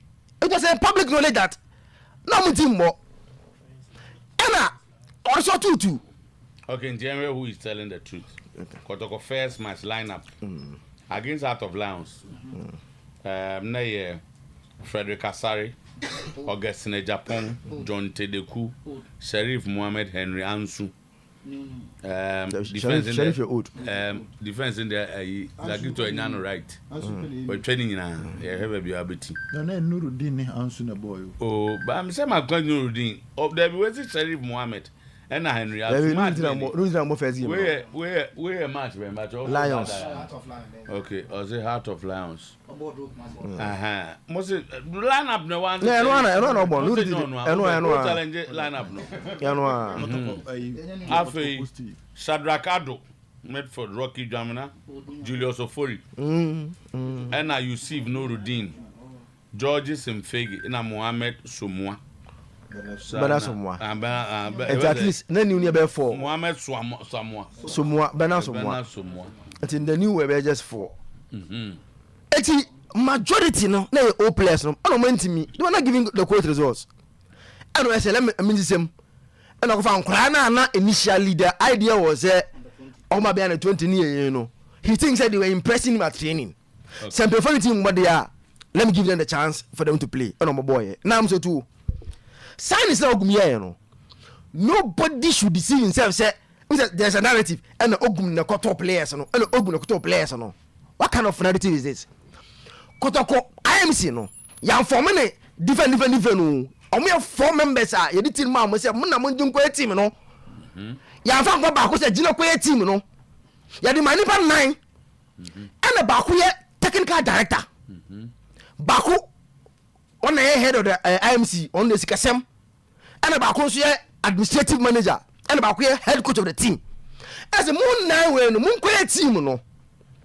And so coach and the man like I said, me who play me pena. In football, you know, send the football team no.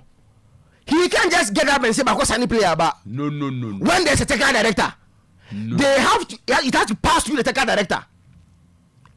Oh no. Best time push you here.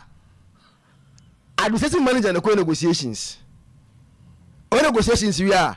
Not the head of the IMC. Is class of Munkotia, no Makotia. Oh, kind of ideal situation. No, only the personality. Oh, sir. Okay. That I don't know. Sir, I know for a fact Ima does negotiations for you know. It's a negotiation. That's after you have settled on the player. I know how so. May count the process of getting the player. The process of getting player. Selling cassette, but I know say with the technical director because of the absence. That is not. Because of the absence, they only bring on involved. Because most in our only say and sometimes you know, and some year baby on your way of what is happening. But Samians and Akano, nobody, I repeat, nobody can go and stand somewhere no omudin commercial or any motion or bois. And Casoboa, Casona and Yadjuni. Menene Yadjuni. And Casobo. On say, it be I have 7 pages. Mati, Menene Yadjuni.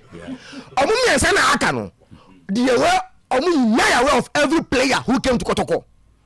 Eti, Sasubana, a person who's a chroma say, I give a quite higher pa as Ghanaians here. Yama mummy and Numi and say, you must have money. Say, do a bit, I say, Yama be chia. But what about coffee? No, I from Covena, Aquaway, on air, and my Manuko ye, way, when I Sasubano, and I'm a chromas the Biabe which the Bia. Yet is a Yadamina. Yes. Safu, Nene so chroma say. Because Safu. And also, in the young says, I am for now. On the one, Bobby. So, there be how or your non-issue. There be make how he came and how maybe Safi how he came.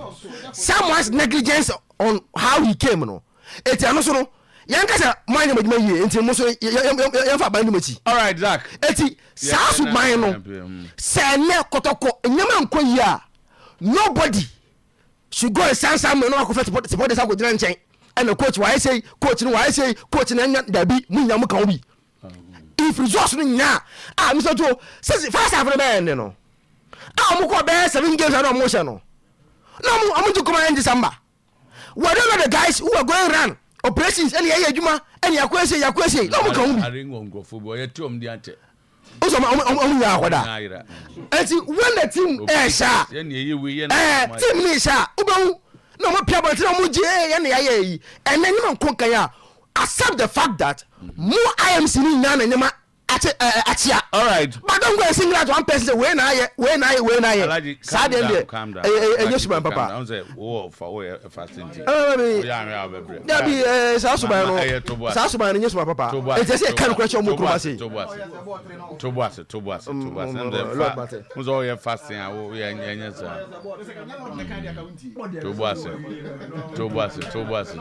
it's after about 11:21. There's a bubble bed 3-4. Problem. Yeah. Oh,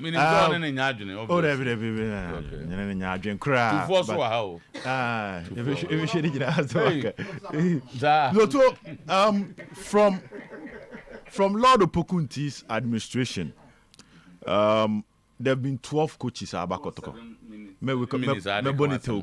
have been 12 coaches. Interim in Africa. Didi Dramani, David Duncan, Michael Osei, Lugarozec, Steve Polak, Parkwesi Fabian, Sika Kono Zakariansen, Maxwell Knodu Barreto, Ogum, and Azebo. And Ogum again. To remember Ogum Wayne and Tonche. The luckiest coach. The luckiest coach. Hey, Coach Ogum.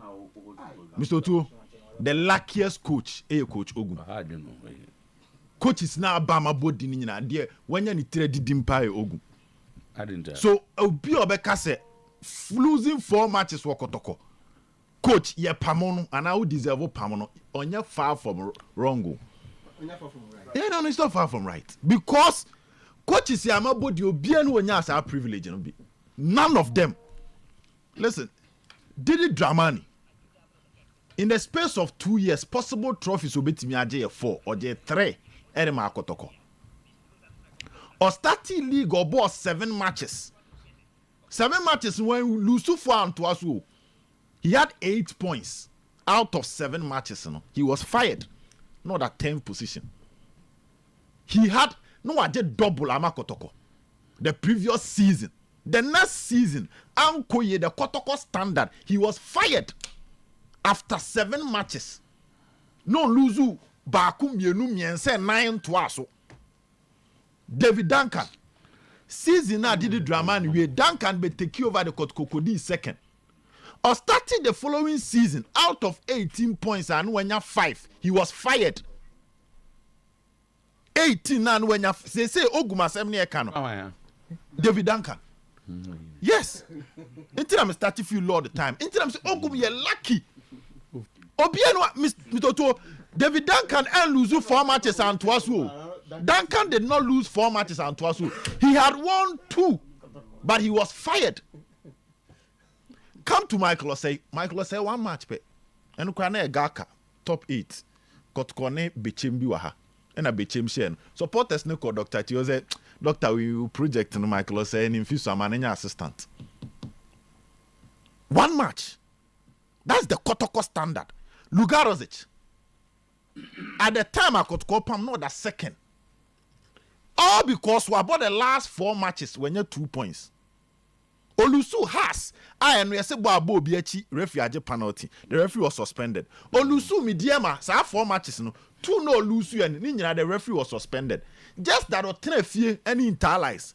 Any dwarfs board draw, he was fired. Come to Steve Pollack. He won the FA Cup for Kotoko. Only Kara Brazzaville.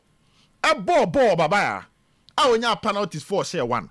A qua will call Lucy or to play money a pamono. 1 match. Come to Parkwesi Fabian. On the crowd when Lucy. Yet he has a misunderstanding about on the management. Sika Kono. It take you over Kotoko. In less than 2 months. No asambu team ako Africa. Ako group stage ana Kotoko in 10 years omunko bida. Sika Kono de Kotoko in the first season. In the second season he won the NC Tier 1, which is equivalent to league. Yet he has a pamono. Olusubio, but he was fired. Come to Zachariansen. On the crowd, you chrome as well, but 2 matches no lose you. Zachariansen, na your bony deal. Almost see the West Kotoko coach was 2 matches at Twadi Sahel. On a dear dingra by. So no, they want check. And as San Pedro, he was fired. Mr. Otuo, come to Maso Kredu. Come to Maso Kredu, Mr. Maso Kredu. Maso Kredu is a former player of Kotoko. In the first season, he won the league with Kotoko. Maso Kredu take you over Kotoko. At the time of COVID, Neyama team nako break no. Now Maso Kredu that third. I know a match to play against Interlies. Or starting season, you know, with Eya Kotoko and Nanaya Mponsa about 4 matches. Or we need 1, but draw 2, and lose 1. You see a below Kotoko standard, fired. Obi Ankase Maso Kredu a former player. Obi Ankase waji league pain. In the first season, 4 matches. And never Oguma about 4 matches and lose 4 in Atwaso. Maso Kredu ball 4. Every need 1. He was playing his home away from home. That time now got combo babaya number Accra.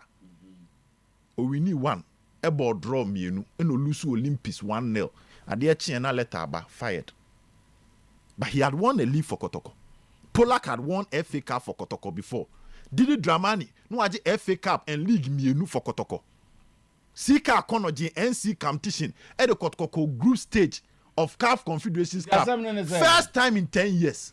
Zabo Elusu Midiama fired. The Kotoko standard no coach in Lusu 4 matches. Lord Opokuntineti Hano. Every Kotoko contract from Dr. KK upon time minim ogum dieshim. But until recently, including Zabo, coach 4 matches who lose to us automatic sack. Kotoko. And then Oguma lose 4 matches. No, because they be coach Pejamodi Bob on the force busy bro for. Mr. Otuo, why lose 4 to us? Okay. Coaches are making Obiano or lose 4 twice. So lose ne, lose what Chenachi was Obianya. So he's extremely lucky. So if you are telling him, say, the game not be United, but you are missing one thing.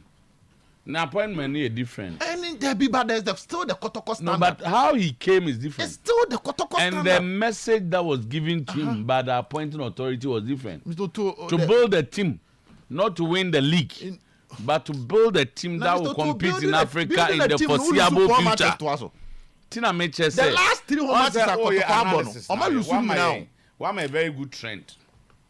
But in the case of this man, his issues are different. He was directly appointed by Otumfuo. Where you know from? It's terms of reference. He's very go lucky. And prepare a team. Good. He's very lucky. Until I'm saying he's the luckiest. And because one lose 4. Say he's lucky Mr. because Tuo, the last 3 matches the performance in appointment. Mr. Tuo, the last 3 matches are Kotoko few losing including Asek. Heart of Lions 1, Kotoko 0, Kotoko 1, Go Stars 0, Karela 1, Kotoko 0, Kotoko 2, Accra Lions 3, Aduana 2, Kotoko 1, Kotoko 0, Nations 1. No coach will survive this for Kotoko. So if Ogum is surviving, near catch and say on Samoa, nobody has been unfair to him. But that's it.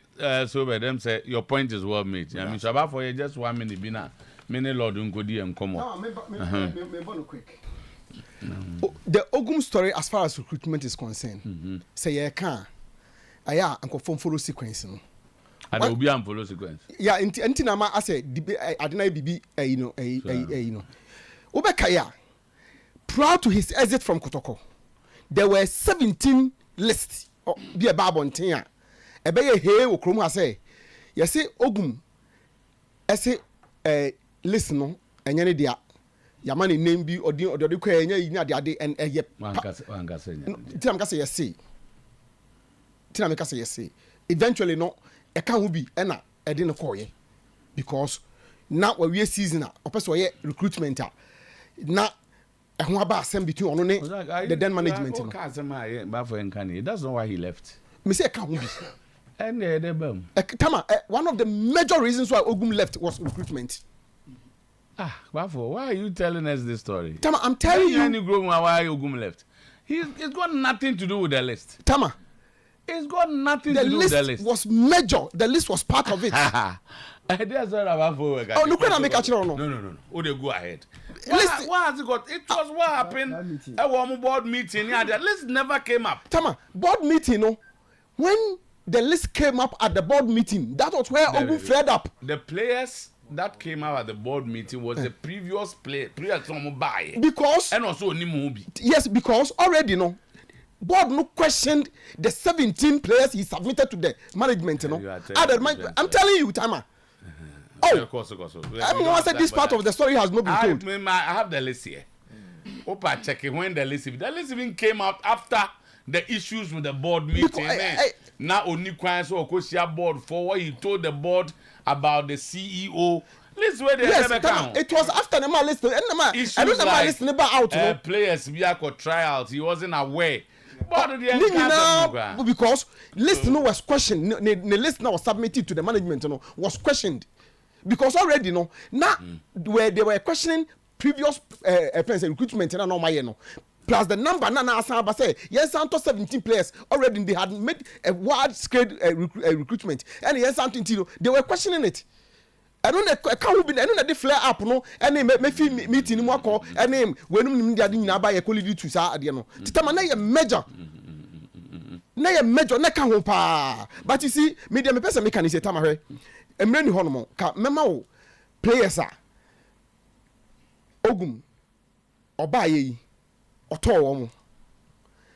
Na sia aka. And they will be anim and Tama.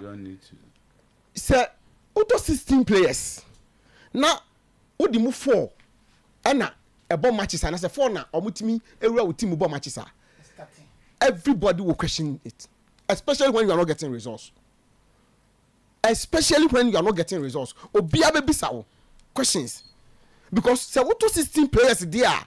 Actually say what identify key areas bia who say tokro ho no pesa wo feeling in. Why 16 players? But set players about we 16. But then you go to the top players. Tell me how top players. All of you. There be all of you. I can say all of you. They say the end product, but the identifying them, bringing them this time around. Currently today in Kotoko Ogun. And I can say Ebiana and Nedie must say what happens in Kotoko no a exceptional second. But in football today, nowhere in this world. I need them to maybe Lord Opokuntini, he was a general manager. Play bien no bit magas or back or Kotoko under his regime. I'm not talking about being aware, and I said not being aware. You are part of it. Tama, they make identify the players and make a player away to fill this particular position. You convince you when you identify, you convince other people. How you know many problem? What they saying you know normal. No. I will player. What catch them say? So what catch them say? Me as the coach, me who so player. Me person mo turn mama na me dey hear adwuma we ya. They will ask you to convince them. You convince them, they will accept it and by the day I will player. Convince us anything. Oh, send your to me say some So if the player doesn't do well, why do you say it's me alone? Oh, but why not you? Say una ko hu no ye ni no. But did you agree? Yes, because what's on I have seen coaches who have brought players and said no, we won't agree. Player we man mo yem pe no. Because they say other information, but where they you nim nti ye jaw. Say negligence on your part. You have no idea. Anya negligence. Anya matter of negligence. Time no more. The bottom line is that you don't say that this is a player's coach when they don't impose it on you, because a coach player or the abamu inamu you convinced say obebua. Tama, what catch a message no? And say ya wa message no chire. The message and the system say ya ma kwan pick players you think you can work with. But did you agree? Where nobody will interfere. Until so catch say one confirm. Did you agree? Oh, why not? Because ya ma free hands. And this kind of free hands. Because idea in your football team, the most important thing is the players who get on the field. Yes. And this year do basa be Not was a player and the coach, and I had no idea. But because he had brought the player, I said let him go and also Ginidi. And what kind of management are you? Also Tama, you see, elsewhere, that is why the sporting directors becomes very important. Here. Because they work with the coaches in Ghana. For Ghana. Me say Papa no to nsabunkum so no. Or a general manager of Koto Busane say when he was the general manager, did he allow coaches to bring players at will? Abranu ni mo. But this case started here. And you were negligent. You were negligent. No, because of the message. Say okay. There's an HR here. Now Hana HR na go for bia ba so me adwuma. You are managers program. You don't know anything. Uni momo. It's because of their bench have agreed. Na nkoye ya waka say na me ni mo. What kind of management is that? You should be interested. But this time around, that was the message. I think that's the point that Koto was trying to make. They did not work as directed by Otuo-Acheampong. So maybe you're interested in looking at the fact that who say where the meeting because that aspect also. We all agree. Nobody says selection of the players. Nobody says the coach has been successful. But the bottom line is that everybody has a role to play. Yes, but in terms of picking players, you have a greater role to play. All of you box together. Mimi separate two. Team Jekapa was a chairman in Nam Stadium, no crab flag, no Okoban. Because of play part. Because why play part as one? Because picking the players need there, training them, selecting them, they coach. Monsieur, so as Harry Zako, and I got more time. No, event saying same I'm the coach. Yeah, but what do you do? Part two coach that. As one of the cabinet in your boy. So if you are MC member, we are telling them they are liable equally. Team here ya bebo mamba so anye ya muka hu bi nye coach bia. But there are certain aspects there you want. Chairman betas in enko. Ye beto asem ye nwie ne. Ye beto aso. Ye mu bi de agidi ye se. Ye boldin ma oje fans dia. Wo so anye ya. O kan all of them. I say coach Adwuma you see asem na ba na 4 matches na Koto share and e ka coach Adwuma. How many move you money na di? There be na coach Adwuma. Enti wan hye bechem ne de a. Wo nya na ozo mche bechem. You see, I no be no say. Obi a class say. Coach the COVID ba. Obi a class say obi Adwuma so na ngo che bechem o. We so to so. Omo nyina ka ho no mbeche bechem. Okay. All of them no. So nyina ba ye omo de. But one way to me and said, yeah, we all the other story altogether. Man, give you, and cast it. Where Mufi and Mudin and I said, he was not some Yadi and I, Krumasi, coaches. Poor administration. But you see, administration, you're good. Okay, Lord, I grab a hundred boy money. Chief, I quite better say. Good. Now, Anopay. And a party, one man, I say, me, Nankabedo. People are better. Over so you one, and the Eka, we are not being. But the entrance and beyond some question. And will be answering. You took a change, I am better. Okay. But, what we tell you, Frost and Anopay, from a padmont. Anopay, Pokuntiti, and now in the Koto 17 years. And Yabaha, in Kotoko is not performing, but it doesn't stop Kotoko to embark on whatever plans that they've planned for the preseason. Yeah, Katri, Yabaha, Kotoko preseason tour 19. Okay. Well, money I say more de Kotoko airco abrutino. Aye. Mubenako. Ibenako. So far they call Switzerland and Germany. Next I say call 4 countries, but looking at the time now, yeah, propose 14 days. Now Germany for so much 80 days. Much 6. Even fast 6. Nam the Aka call Zico Krumo. Aha, Switzerland. So we settled on Germany and yes, so drew Switzerland airport Omunino, Colani na Poco. Okay, so COVID bomb the plane be fan koi. Sound. COVID no and no credit. Yeah, the plan be so monko. To your tears is here. As him see on Baba Fanako. So on your comment. Okay. And see at the same more James Adia no asa ayekesne kakra. More at the same to boy mukakra be 2 minutes and just the TN say before the start of the season. And you Kotoko Tenase. Well, more one. Yeah, vroom. You have say vroom. Vroom. Yes. VROOM, and UUM. OM. Okay, vroom. And then Kotoko Tenase said, well, we want to lift the image of Kotoko. What's a Kotoko? Fancy Ghana, that's the biggest club, whether you like it or not. That's the biggest club. And now you hear Kotoko level now of Femka. So we said to them, say, 1 a year bit mama Kotoko image, you know, and a brand now cost was. Let's embark on the preseason tour. And not just preseason tour. No Ghana, let's go to Europe. At least to give the players some confidence. And now before the start of the season, now we were thinking that Kotoko would definitely win the league. So oh yeah, that's what we were thinking. But then we know. Room for the and even some IMC for. Hey, Babu. What's in IMC for the talk about winning the league? Now, some of you not coaching, you don't know. I don't know. No, Master coaching. No, it's still not late. Kotoko can still win the league. Yeah, I believe so. Yeah, it's possible. And we said to them, say, right after the season, they have Kotoko to Kwai, and they agreed. So we put measures in place. You go back and forth. Unfortunately, where are you now? They're doing a year, but we've concluded on going to the Germany and then Switzerland. Okay, this is about Germany and Switzerland. Yes. Okay. Now, yesterday, no. Abrofuna Matias here. Switzerland, Brunei, German, Brunei, Mumra. Yes. No moon resource na cost no man. And then the new massive. Now, the other say, you perceive the supporters say, come on, dear Chico. Hey, usually preseason, or we can say preseason, the other supporters are quite but we know once in a lifetime. Yeah. One way maybe maybe. So that's why we want to go with the supporters. And to say, oh, your supporter now.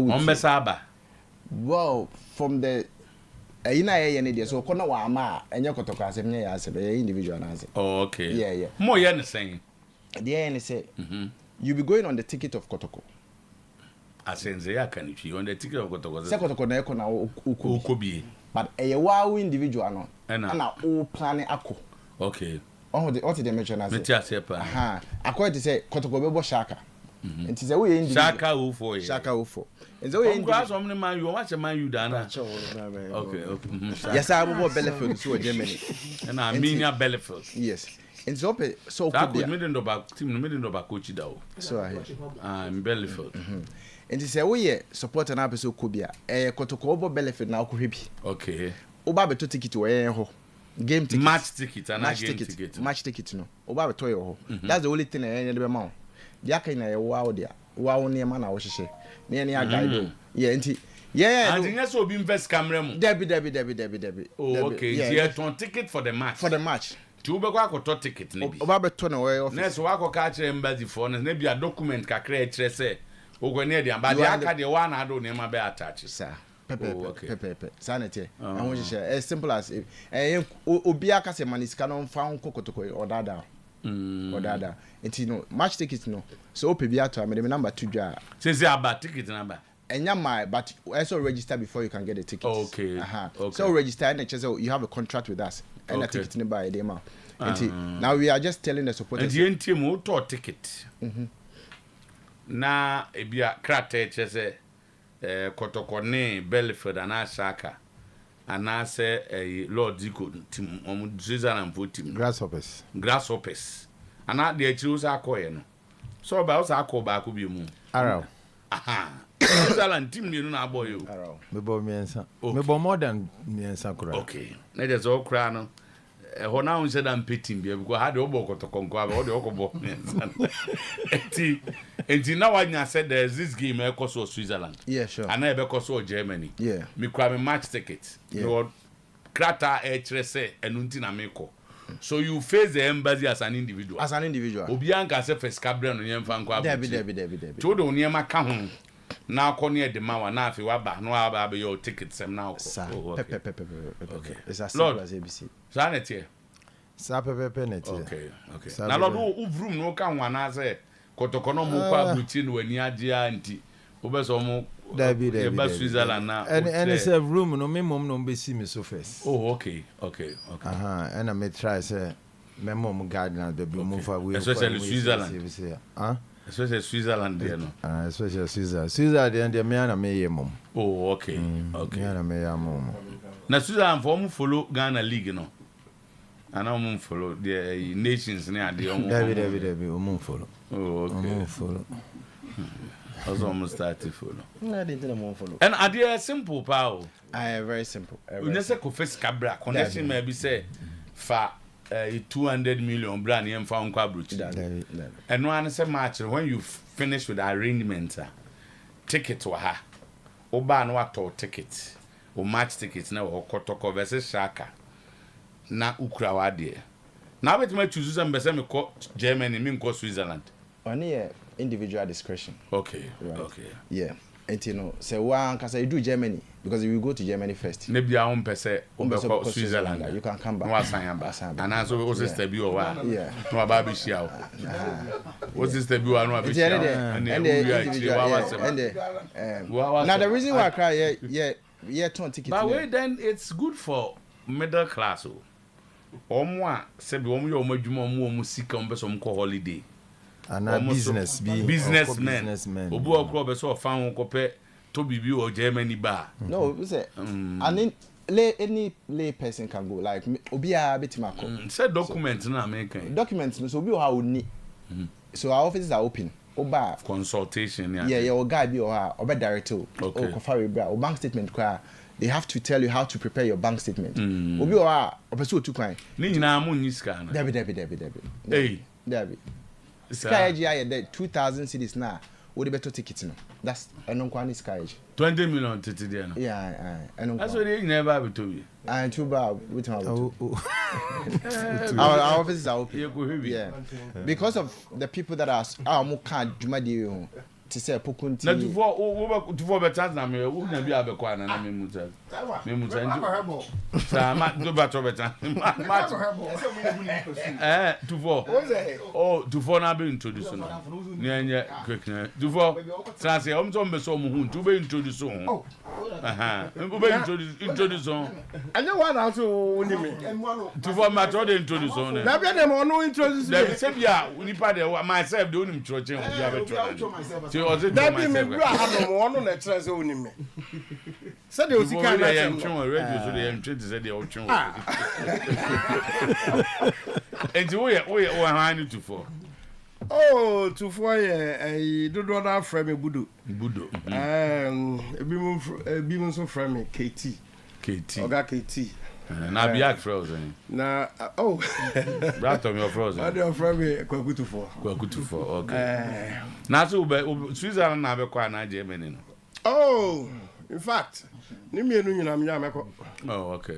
Emu bie ni ho no mo amenko. And the tickets no na obeto mi nda beton 4,000. Oh, there be ni na ka beton 2,000. Oh, master, and e be hwe ni mienu.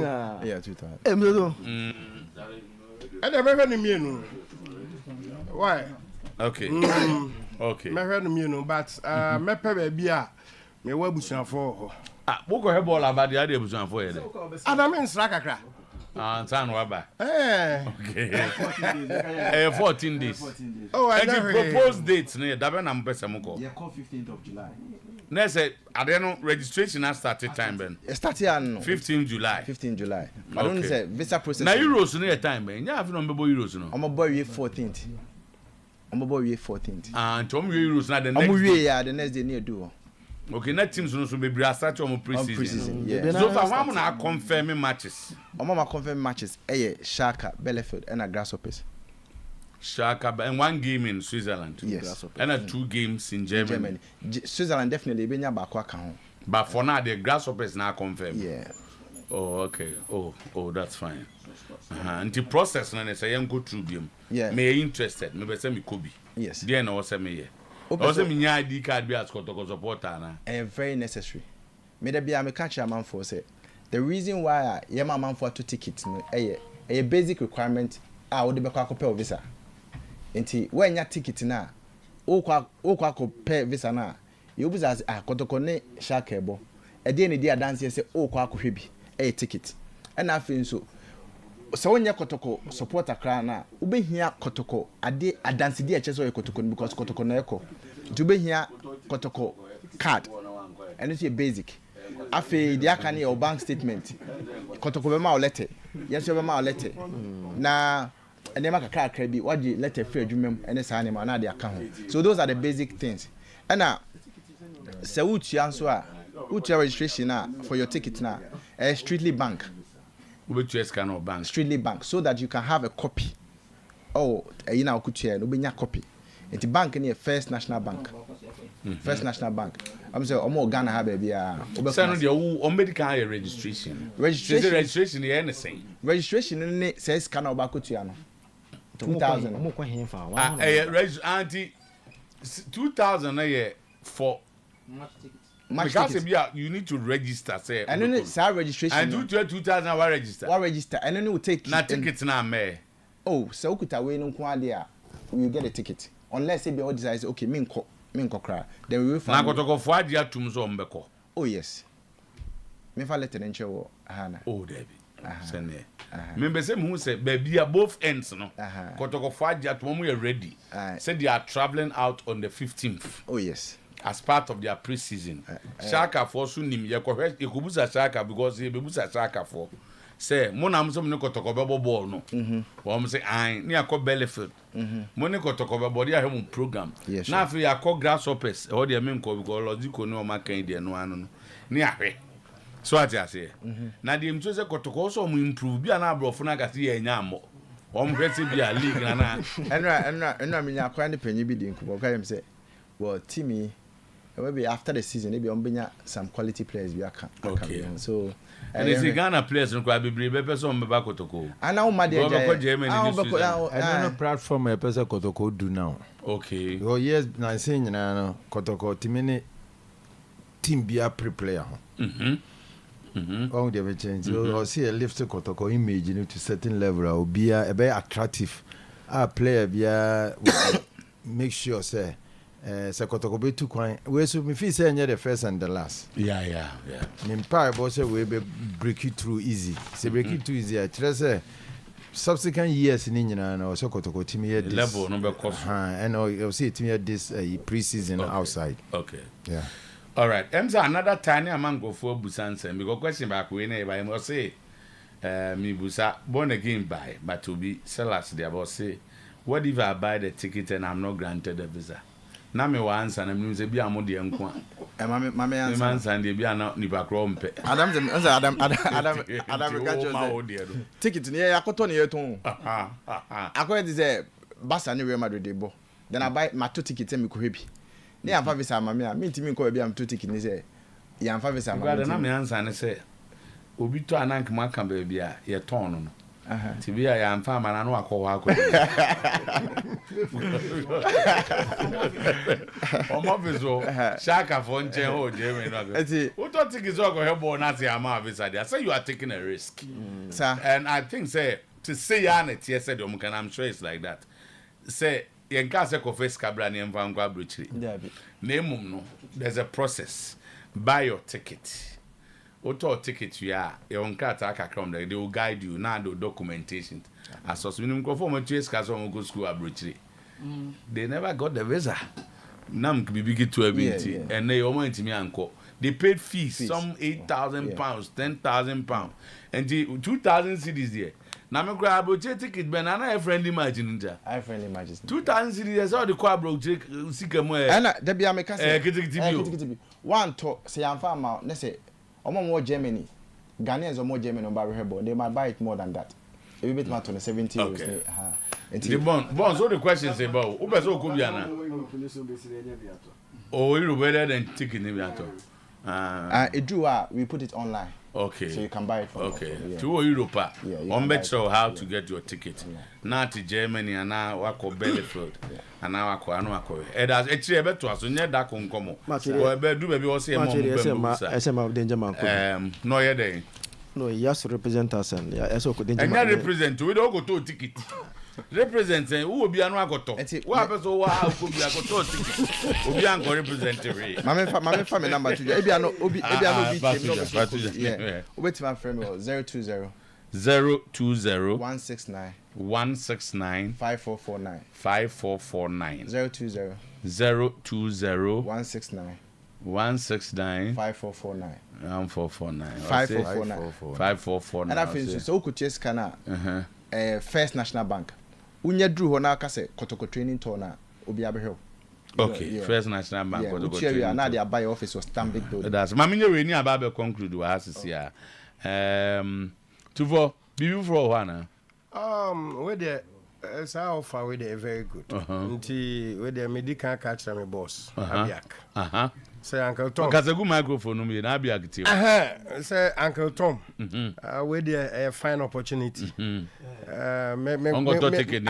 guso a me kokra na me sa ba be hwechi okay nti me nsuru so the 14 days 14 days no aba open so anum kanjin and magic drinking water very safe and na eboa baby e say de kwa na ekwachi baby ebi wo ho brema UGC Tafuni Road ukwa Ashtown so a ebi wo ho so man kwa hene junction so your number is 0241 449191 0241 449191 Kanjin and magic drinking water Express Group also pese oko sua de wa amanane wo ye adwuma na osako school a frɛ no omo kwa omo so fa so pa Canada ni UK ni Australia ni ade omo ambese mo ko Dubai na afi ko ye adwuma so Dubai ni Qatar be ticket atoso a Express Group omo number is 055 555 0067 055 555 0067 Pepsodent Cavity Fighter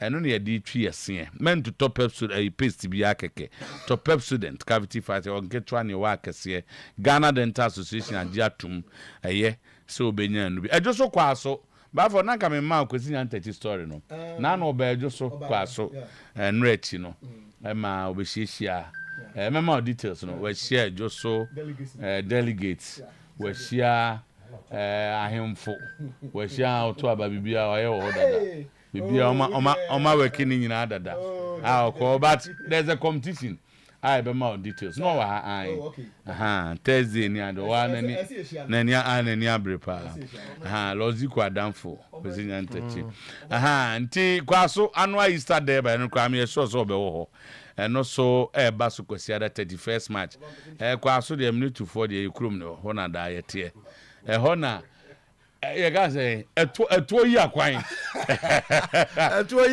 yi kwan all the PA 31st match almost see police station ho electoral showroom but modern say obepe eye Samsung Media TLC na Nasco ni nyina we electoral showrooms oko Top High Ben Love FM Santas ye ne Allied Oil hwe animu na afi Cars Guinness Junction so ye wo ho frey 0543554949 0543554949 open the best of fridges, TVs, ACs, gas stove no the aka or tinated hair bar there the tieni or menstrual disorders are petinated fort syrup ni bi and now tab brebre have tinated venicare it's ma ho kama na have tinated 360 hair bar capsules and also a supplement for rejuvenation and vitality dana unhodin your number is 020-518-0012